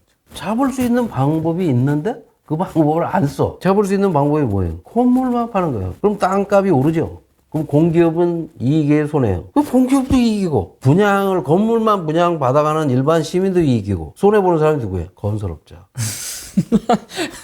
건설업자는 이 땅을 싸게 사다가 분양가 안 가르쳐주고 바가지 씌워서 돈을 벌었단 말이에요. 아무도 신경 안 쓰고. 막 언론이 어디 올랐다고 계속 얘기해줘가지고 거대한 카르텔이 국민을 속이는 그런 정책을 쓸 때는 집값이 오르고 지금 집값에 영향을 줄 수 있었던 거는 우리 SH가 한 거는 서울 시내에만 했기 때문에 그래. 근데 내가 와서 보니까 서울 시내에 택지가 많지 않잖아요. 근데 지난 10년 동안 뭐 수서, 그 다음에 양원, 뭐 이런 데다가 10년 동안 박원순 시장이 전부 LH에다 일을 줬어. 서울에 있는. 서울의 택지 개발을 마지막에 태릉 골프장 그것도 LH한테 사업권을 넘겨줬어. 아니 LH는 지금 경기도도 많아서 처치곤란인데 그러네요. 왜 서울시까지 다 주냐고. 그 와서 내가 지금 더 많은 걸 공급하려고 그러는데 땅이 없는 거예요. 그래서 지금 저 서초구에는 성디마을 사당역 옆에, 그 다음에 강남에는 구룡마을 개포동 쪽에, 강북에도 곳곳에 있는 여러 토지들을 하고, 아까 얘기한 대로 우리가 가지고 있는 서울에 우리가 가지고 있는 아파트가 10만 개가 있어요. 그 중에 4만 개가 30년이 돼가 재건축을 해야 돼. 그 4만 채를 부시고 10만 개를 만들 거예요. LH하고 GH하고 각 개발공사가 다 개발공사들하고 같이 해야 되는 거 아닙니까, 이거는? 같이 하라고 내가 시킬 수 있어요, 없어요? 없죠. 그럼 누가 시킬 수 있어? 오야붕 대통령, 장관, 네, 장관, 그 다음에 국회. 국회. 근데 국회는 국회가 법을 만들면 돼. 자기 집값 떨어질까 봐 안 할 수도 있잖아요. 적극적으로. 그러니까 자기 집값 떨어질까 봐 다 안 하면 어떻게 돼요? 나만 하게 돼. 법은 통과. 나만 하게 되면 서울만 집값이 떨어지면, 근데 서울만 집값이 떨어질 수가 없어. 집값은 서울에서 했는데 다른 데가 먼저 영향을 받아. 지방과 수도권이. 지방부터. 서울은 그 다음에. 그래서 좋았던 거예요. 처음에 했더니 서울은 안 떨어지고 경기도가 떨어지, 경기도가 수도권이. 지금도 가장 경기도가 영향을 많이 받아. 그 다음에 이제 경기도가 영향을 받기 시작하면 저 지방이, 그리고 한 1년 후에 서울로 와. 그러니까 나 때문에, SH 때문에, 서울시 때문에 집값이 떨어졌다는 사람이 있어요, 없어요? 없습니다. 분양 원가 공개하고 반가 아파트 때문에 집값 떨어졌다는 사람이 있어요, 없어요? 없습니다. 얼마나 좋아. 금리 때문에 떨어졌다는 거야. 미국 때문에. 아, 그럼 이 분양원가 공개하고 요 정책이 좀 많이 영향을 줬다고 보시는군요. 아니 생각을 해봐. 자기 집 옆에 자기 집이 20억인 줄 알았어. 10억짜리를 20억 만들어줬어. 근데 3억짜리가 자꾸 나와. 더 좋은 집인데, 새 집인데. 조금밖에 안 나는데. 그 조금이라도 아까 얘기했잖아요. 아파트, 음마 아파트가 5,000세대, 6,000세대야. 그 중에 3개만 5천만 원 이상 가격으로 팔리면 그 3개만 에 있는 동만 올라요? 아니면 다 올라? 3개인데. 1년에 거래된 게 20개인데, 한 달에 한두 건 거래됐는데, 음마 아파트가 문재인 정부 시작할 때 11억 가던 게 29억까지 올라갔어. 18억이 올라갔어. 2.5배가 올랐어. 몇 개 거래됐어? 6천 개 중에 몇 개 거래 다 올라. 내가 살고 있는 아파트가 잠실 5단지인데 내가 거기 지금 30 몇 년 살고 있는데, 나처럼 한 군데서 30년 넘게 살면 그 30년에 한 번씩 거래되면 한 4, 5천 세대짜리가 30년씩 살아버리면 몇 개나 거래되겠냐고, 1년에.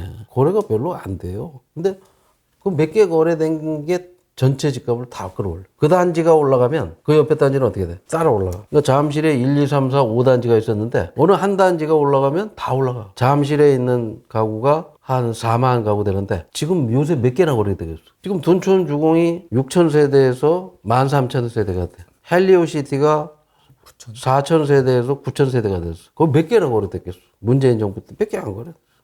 근데 다 올라. 강남 전체가 봐. 반포 일대가 다 올라. 큰 아파트까지 같이 올라. 그래서 박병석 국회의장 집이 반포 주공 1단지인데 5년 동안 30억이 올랐어. 집값을 가장 효율적으로 잡기 위한 방법들을 지금 계속 얘기를 해주셨는데, 다른 것도 있지 않습니까? 다른 대안들도 많이 있지 않습니까? 뭔데요? 집값에 관련된 여러 가지 정책들을 지금. 그건 가짜 전문가들이 오진할 때 내놓는 대책들이에요. 아, 그렇습니까? 예, 예를 들어봐요. 3기 신도시. 그러니까 3기 신도시를 자꾸 져야 서울 집값이 더 오르죠. 서울 집값 더 올리려고 시작한 거 아니에요? 아, 그렇습니까? 그럼. 공급이 부족하다고 하니까 부랴부랴. 근데 왜 공급하지도 않는데 3기 신도시 한 개도 안 했는데 서울 집값이 왜 떨어져? 아니 서울 집값이 내가 3년 전에도 그랬어요. 3기 신도시 할 필요가 없다. 네. 그 아직 못 하고 있어. 아직도. 왜 못 해요? 뭐 보상 문제. 안 팔려. 여러 가지. 예.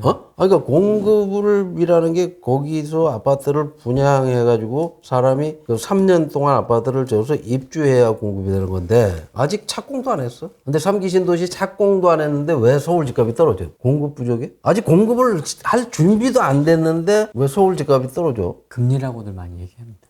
아니 그럼 그때 금리라고 했어야지. 그때는 금리가 쌌어. 근데 그때는 아예 대출을 안 해줬어. 그럼 대출 때문에도 아니고 대출을 쪼이면 집값이 떨어진다 그러는데 대출을 쪼여도 집값이 오르고 새마을금고 가서 사업자금으로 한 10억씩 빌려다가 집을 샀으니까 8% 9%로. 그러니까 금리 때문도 아니고 대출 때문도 아니야. 아무리 대출을 막아도 집값이 오르면 사러 가요? 안 사. 사채를 얻어서라도. 부모님한테 가서 땡깡을 부려서라도 돈을 뜯어다 사. 근데 분양 원가가 공개되니까 안 사. 겁이 나서 못 사. 그래가지고 집값이 떨어지기 시작하면 더 겁이 나서 못 사. 아니 한 달에 1억씩 떨어지는데 사요? 지금 집 사는 사람은 LH밖에 없어. LH가 매입 임대를 해줘서 빌라나 다세대 다가구를 살아 다니는 사람이 있어요? 없어요?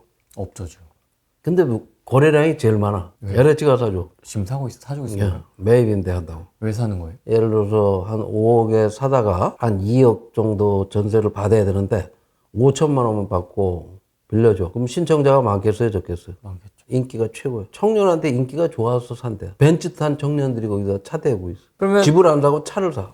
그러면 돈이 있는 집이네요. 그럼 소득이 있는 거죠. 가짜 청년이네, 가짜 청년. 근데 뭐 프리랜서들은 월급 받는 게 아니니까 네. 소득을 파악을 할 수가 없어. 그러니까 정책이 굉장히 잘못된 거죠. 사람들은 아파트를 선호하는데 지금 국토부 장관은 서울에다가 빌라촌을 짓겠대요. 뉴 빌리지 해가지고 비아파트를 10만 채를 짓겠대. 그러면 안 되는데. 되게 싫어하는데 사람들. 문재인 대통령 때는 시민들이 좋아하는 아파트를 경기도 논밭에다 잔뜩 져서 신도시를 만들어 주겠다고 아파트를 지어준다고 했는데 그거 지으려고 땅을 잔뜩 사놓고 그건 안 짓고 서울에 와가지고 국민 세금으로 LH 시켜서 빌라를 사줘. 빌라를 또 짓겠다고 하는 거예요? 빌라 10만 개를 짓겠다. 근데 그런 정책이 문제가 있다고 지적하는 사람이 있어요, 없어요? 어디 갔어? 그 문제 지적하던 사람들이. 그런 정책에 대한 평가를 내가 해주겠다는 거예요. 공기업 사장인 내가. 어떻게 생각해요? 그래도 괜찮을까요? 괜찮지, 어떻게 하겠어, 나를? 부담스럽지 않으세요? 나를 예를 들어서 이런 얘기 한다고 내 거취를 얘기하면 하는 사람이 이득을 볼 것 같아요? 아니, 뭐 거치까지는 아니겠지만 좀 불편해하지 않을까요? 불쾌하거나. 불편한 거는 20년 전부터 불편해했어. 나를 20년 전부터 그 사람들은 불편해했었어요. 20년 전에도 노무현 대통령 때도 그때 비서실장하고 이 시민사회 수석을 했던 문재인 비서실장은 나를 불편해했어. 직접 그때도 내가 그러면 그때도 내가 계속 노무현 정부를 저격했으니까. 내가 유일하게 칭찬한 건 이명박 대통령을 칭찬했어. 지금 무슨 정부예요? 윤석열. 윤석열 정부가 지금 하고 있다니까? 서울에서? 근데 그걸 시민들에게 알리지 않는 이유가 뭐예요? 공사가 다 망해서. 국토부 장관은 이런 걸 좋아하질 않아. 왜요? 20년 전부터 이 후분양제 하는 척 하다 말어. 분양원가 공개 싫어했고. 지금 장관이 LH 사장을 했어. 그 LH 사장 할 때 자기도 안 했어. 근데 여기를 자꾸 하고 있어. 그래서 속이 좋겠어요? 안 좋겠어? 불편하겠네요. 불편하지. 그럼 뭐 경기도지사 반값 아파트 한다고 그랬고 경기도지사도 문재인 정부 때 기재부 장관 했던 사람이야. 김동연 씨가. 네. 그 반값 아파트가 뭔지도 모르고 반값 아파트를 한다고 했는 건지 20만 개를 한다고 그랬어. 4년이면 1년에 5만 개씩을 해야 돼. 그러니까 경기도에서 짓는 건 다 반값 아파트로 해야 돼. 근데 한 개도 안 했어. 그래가지고 경실련이 물어보니까 2026년 자기가 임기 끝난 후에 지분 적립형 아파트를 할 예정이래. 지분 적립형도 있고 이재명의 기본주택도 있고 윤석열 후보 시절에 맞나요? 원가주택이라는 것도 있었고 이렇게 그게 어떤 주택인지 아는 사람이 있어요, 없어요? 다 있는데 이게 뭔 차인지 모르겠어요. 그러니까 언제 할 건지도 모르지만 그게 어떤 유형의 주택인지 모르겠어요. 그 사람들은 공무원들을 시켜서 한다고 한 건데 왜 공무원들한테 그런 주택 공급을 안 시킨 이유가 뭐예요? 자기도 모르고 있는 거야, 자기도. 그러니까 윤석열 대통령도 역세권 첫집주택 청년 원가주택이 뭔지 잘 모르는 거야, 본인도. 그러니까 자기도 잘 모르니까 왜 공급이 안 되는지도 몰라. 지금 공급이 되고 있는지 안 되고 있는지도 모를 거예요. 자기가 정치 선언하고 만났던 경실련 본부장이 SH 사장 된 거는 혹시 알고 있는지 모르지만 자기가 이제 대통령 후보 때도 내가 SH 사장을 하고 있었으니까 그리고 와서 오세훈 시장과 해서 분양 원가 공개, 후분양제, 건물 분양, 반값 아파트 이런 걸 계속 하고 있으니까 신문 스크랩 할 때 우리 서울시가 하는 건 다 빼고 하나 봐. 대통령실에서 참모들이 대통령께 보고할 때 이걸 다 빼고 보고하는지 알면 야 이거 SH 사장 내가 만나본 적이 있는데 저 사람은 맨날 원가 공개 뭐 건물 분양 후분양제 이런 얘기를 하더라. 그것이 어떤 정책인지 한번 다시 따져보고 할 수 있으면 LH도 좀 시키고 전체적으로 전국적으로 확대해라. 이렇게 한마디 할 수 있잖아. 근데 아직까지는 안 했어. 프레이티브를 보고 할 수도 있겠죠. 그럼 하고 싶은 이야기 있으시면 해주세요. 장관님이나 뭐. 임명된 지 지금 한 석 달 정도 서너 달 된 것 같은데 박상우 장관이 지금이라도 SH가 한 정책을 LH뿐 아니라 다른 지방개발공사에 실행을 시키면 내가 보기엔 윤석열 정부는 상당히 국민들로부터 지지를 받을 거다. 저출산과 인구 소멸 문제도 해결하고 이 시민들이 고통받던 집값, 거품, 집값이 문제가 아니라 집값에 낀 거품, 그 거품이라는 아주 독성이 강한 그걸 빼내면 지금 20년간 5명의 대통령이 5번째 대통령이 된 건데 상당히 성공한 대통령이 임명한 장관이 될 거다. 전임 장관께서는 2006년에 나를 만나서 분양원가 공개에 꼭 필요한 제도다. 민간까지 확대해야 된다. 하고 본인이 법안까지 냈어요. 원희룡 장관이. 근데 본인이 장관이 되고서 분양원가 공개를 국정감사 때 의원들이 물으면 검토해보겠다. 작년 국감 때 지금 LH 이한준 사장도 의원들 질문에 도입을 검토해보겠다. 이렇게 만답을 해요. 결국 투명한 경영을 하지 않는 기업은 국민의 신뢰를 받지 못한다. 국민의 기업, 시민의 기업인 공기업이 시민과 국민으로부터 신뢰를 잃으면 글쎄 아무리 경영을 잘한들 공기업이 이익을 많이 낸들 신뢰를 받기는 어려울 거라고 생각해요. 따라서 박상우 장관이 이 프레임 TV를 좀 보시고 시간을 좀 내서 전체 풀 영상을 보기는 어려울 거고 짤막짤막하게 편집된 영상이라도 보신다면 좋겠다. 우리는 정말 너무 잘못된 주택 정책이 너무 많아. 그런 정책을 내가 보니까 국토부에 한 몇백 명, 기재부 뭐 이런 중앙부처에 한 1000명, 서울시나 이런 경기도 이런 데에서 1000명이 그중에 이제 뭐 우두머리급은 많지 않지만 이 정책을 다루는 사람들이 그 정책을 주로 누구한테 물어보냐면 누구한테 물어봐요? 누구한테 물어봐요? 건설업자, 건축업자, 개발업자, 협회, 그 사람들이 만든 협회.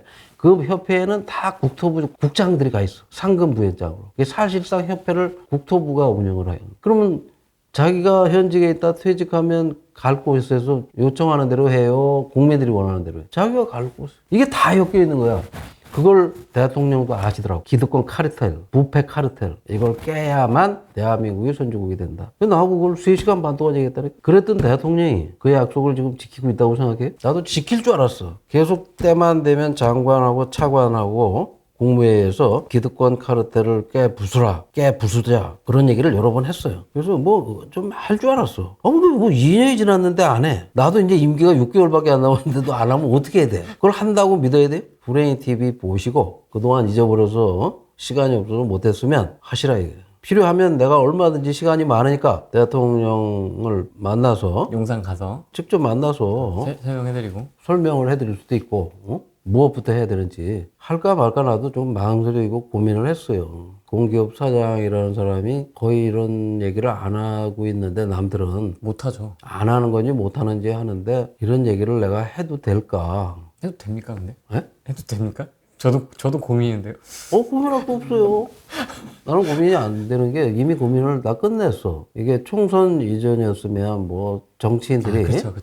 뭐 정치적이다 어쩌다 이렇게 얘기할 수 있지만 지금 선거도 끝났고 그다음에 이제 대통령께도 그렇지만 야당 대표인 이재명 대표한테도 내가 확인해야 될 게 몇 가지 있어. 기본주택 한다고 계속 기본주택 이름도 내가 지어줬어. 짓는데 도움을 줬어. 하도 기본소득 해서 주택도 그럼 기본 주택 한번 해봐라. 분양 원가 공개도 아까 얘기했듯이 자기가 다 한다고 그랬어. 40여 개 정도가 있군요. 개발 공기업이. 저는 이렇게 많은지도 몰랐습니다. 이번에 공부하면서 알았습니다. 경기도에만 이렇게 개발 공기업이 20개가 있어. 그래요? 용인공사, 무슨 성남개발공사, 안양개발공사, 의왕개발공사, 고양개발공사. 이재명 지사가 성남시장 할 때 만든 성남도시개발공사 같은 그런 개발공사가 경기도에 20개. 그 다음에 경기도를 총괄하는 경기도시공사, 경기도가 주무대인 LH공사.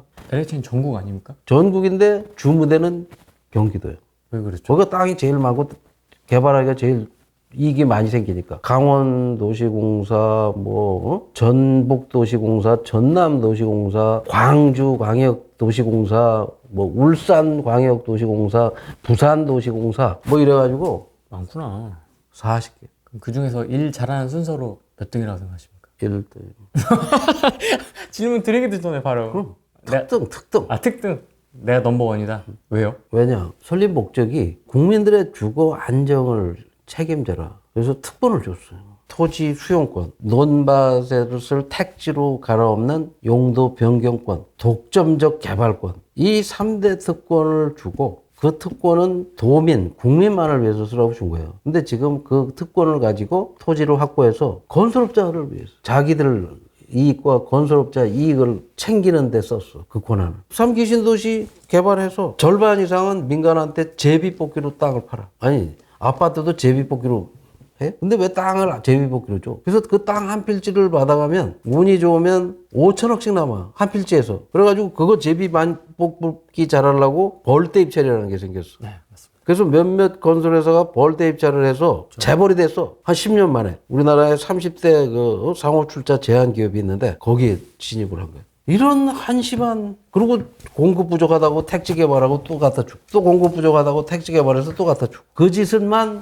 해서 수도권에 신도시가 40개가 생겼고, 그 신도시 면적이 서울의 면적하고 맞먹어. 1억 평이 넘어. 거기에 입주한 사람이 500만 명이. 그러니까 경기도 인구가 800만 명이 늘었는데 신도시에. 그러니까 그 신도시 개발 사업을 주도한 데가 어디예요? LH. 1년에 몇 조씩 이익이 넘었어. 땅 팔아가지고. 다른 일도 좀 열심히 하지 않겠습니까? 다른 거 뭘 했어? 너무 까시는 거 아니에요? 그러니까 다른 거 뭐 했냐고. 한 가지만 얘기해봐요. 국민을 위해서 일하는 저는 거. 모르지만 어쨌든 다른 또 그러니까 브레인 TV가 매일 부동산 전문가를 데려다가 물어봐도 모르는 정도로 뭘 했는지를 지금 뭐라고 했어요 최근에 LH가. 매입. 왜 매입을 해? 아니 아파트 지을 땅을 잔뜩 확보해가지고 가지고 있는데 거기다 지으면 되는데 거기다 그 땅은 다 팔아먹고 제비뽑기로. 그리고 서울에 와서 빌라를 사러 댕겨. 사람들이 좋아하지도 않는 살라고 하지도 않는 걸 왜 사? 근데 그 돈을 또 국가가 대줘. 지으라는 공공 아파트는 안 짓고 그거 땅은 다 팔아먹고 누가 사가? 건설업자가. 땅을 건설사에서 팔아서 어쨌든 수익이 나서 그걸 하는 거 아닙니까? 그걸로 사는 게 아니에요.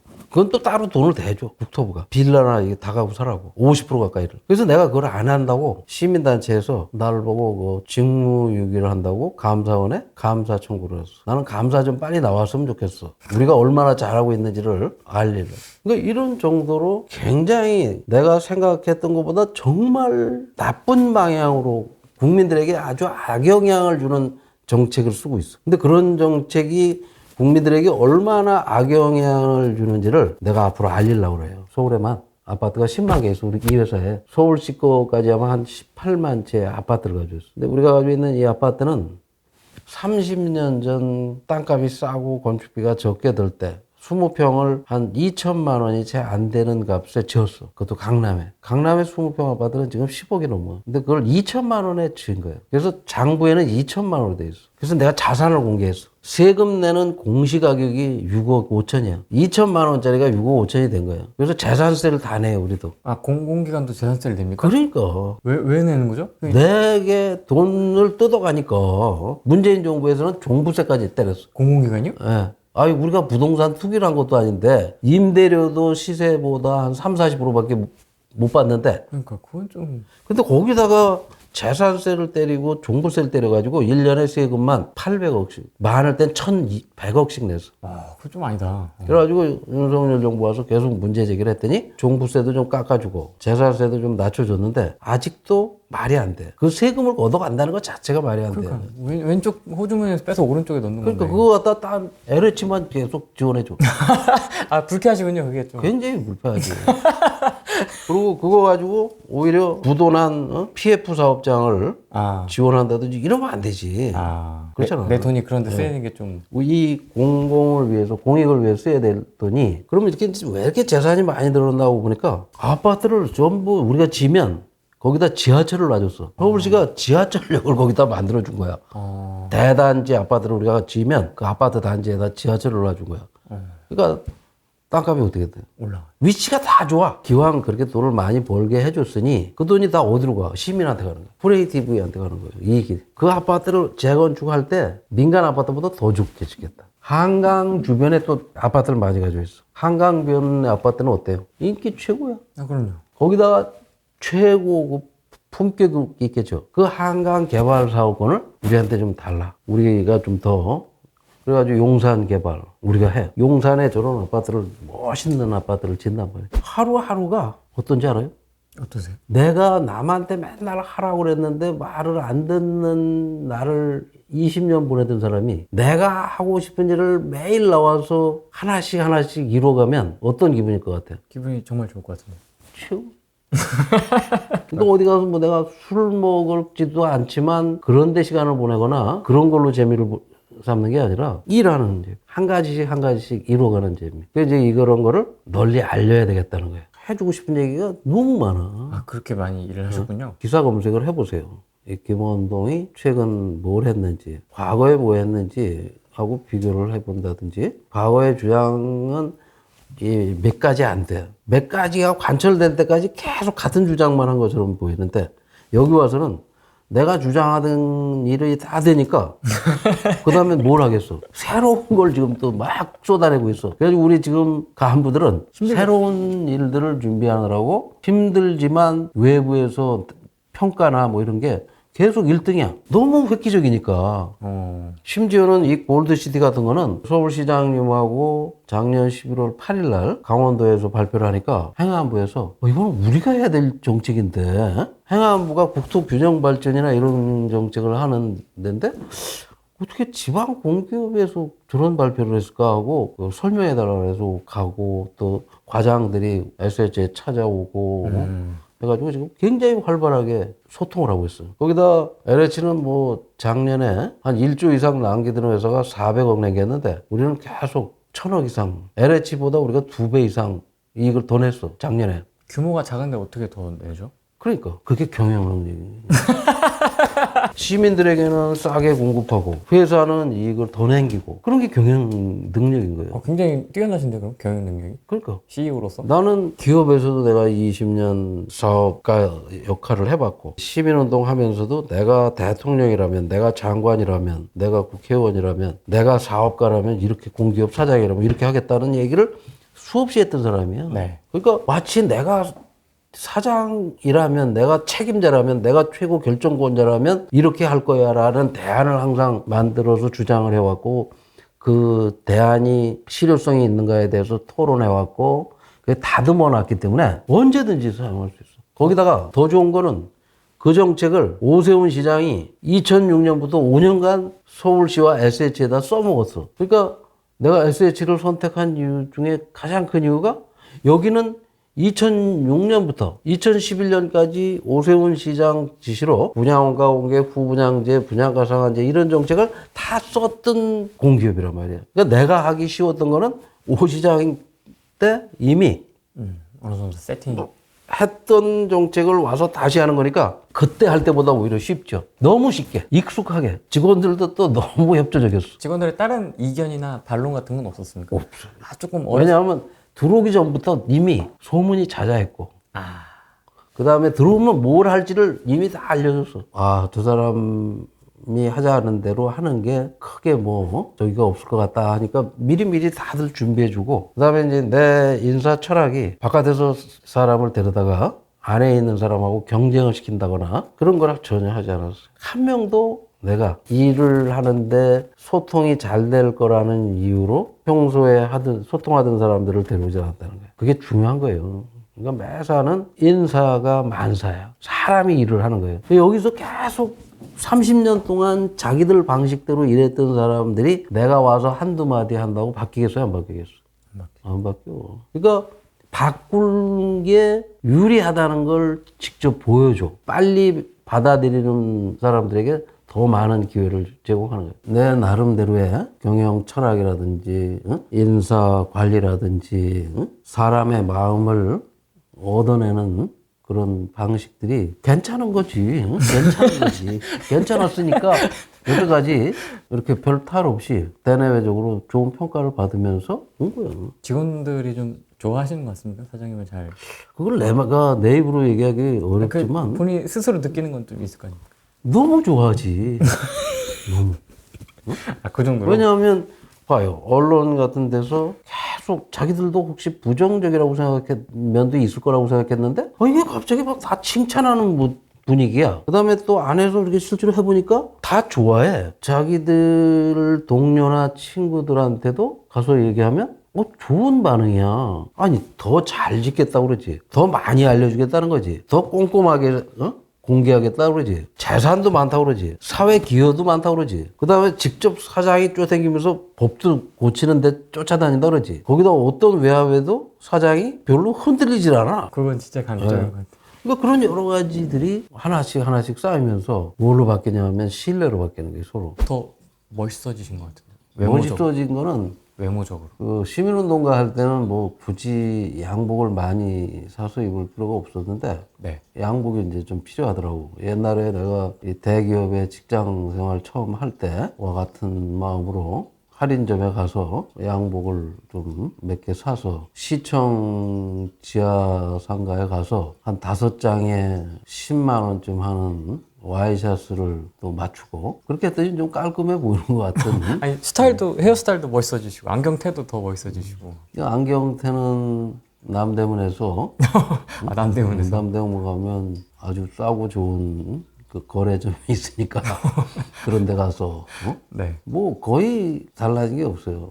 단지 그동안은 정규직이 아니었기 때문에 이 수입이 좀 들쑥날쑥 하다가 여기 들어오니까 매달 일정 금액이 통장에 입금되는 거 그거는 뭐 크게 달라진 게 없고 생활도 뭐 크게 달라진 게 없고 다만 이제 공기업 사장을 하더라도 절대로 내가 쫄병 때 싫어했던 야근을 하지 말자. 또 주말에는 쉬자. 그 원칙을 계속 지키려고 노력을 했고 지키고 있고. 그래서 크게 달라진 게 없어요. 다만 바깥에서 뭐 청와대라든지 중앙정부 장관이라든지 국회라든지 이런 데다가 요구했던 내용을 직접 하거나 아니면 요구하는 방식이 달라졌어. 예를 들면 건물만 분양하는 주택 같은 경우 법을 직접 들고 국회를 찾아다니면서 의원 개개인을 국토부도 설득했겠지만 내가 가서 직접 설득을 했고 국토부나 시에 강하게 요구를 했고 사실 크게 이 법이 통과되게 하는데 공무원들은 적극적이질 않았어. 내가 오히려 더 적극적으로 뛰어다녔고 그러지 않으면 시민들하고 했던 약속을 지키기가 쉽지 않을 것 같아서 그렇게 해놓고 보니까 크게 달라진 게 없더라. 지금 몇 년 정도 근무하셨죠? 2년 좀 넘으셨죠? 그러니까 3년, 현재 3년 임기 중에 2년 반. 네. 그러니까 이제 한 6개월 정도가 현재 약정된 임기는 6개월 남았어. 좀 적성이 좀 잘 맞으십니까? 지난 20년간 내가 시민운동가로 살아온 것과 여기서 일하는 게 똑같은 일을 하기 때문에 달라질 게 없어. 제가 2004년 2월에 아파트값 거품 빼기 운동이라는 그 운동을 시작한 지가 딱 20년 됐어요. 집값을 잡을 수 있는 좋은 기회가 한 두세 번 있었는데 다 그 기회를 놓쳤어요. 참 안타까워. 이번에 이제 어떻게 보면 또 새로운 기회가 와서 내가 SH에서 기회를 상실하지 않게 하려고 제도화하고 많은 내용을 전파를 하고 있지만 그런다고 이게 무력화 시키려고 하는 세력보다 힘이 강하질 않아. 대통령께서도 3년 전에 나하고 만나서 했던 약속을 지켜주기 바라고 2년 동안 별로 지켜진 게 없다는 사실을 계속 알려드릴 거고 야당 대표 이재명 대표께서도 2010년 성남시장 당선 직후에 내가 만나고 약 10년간 2020년까지 만나서 여러 차례 대화했던 내용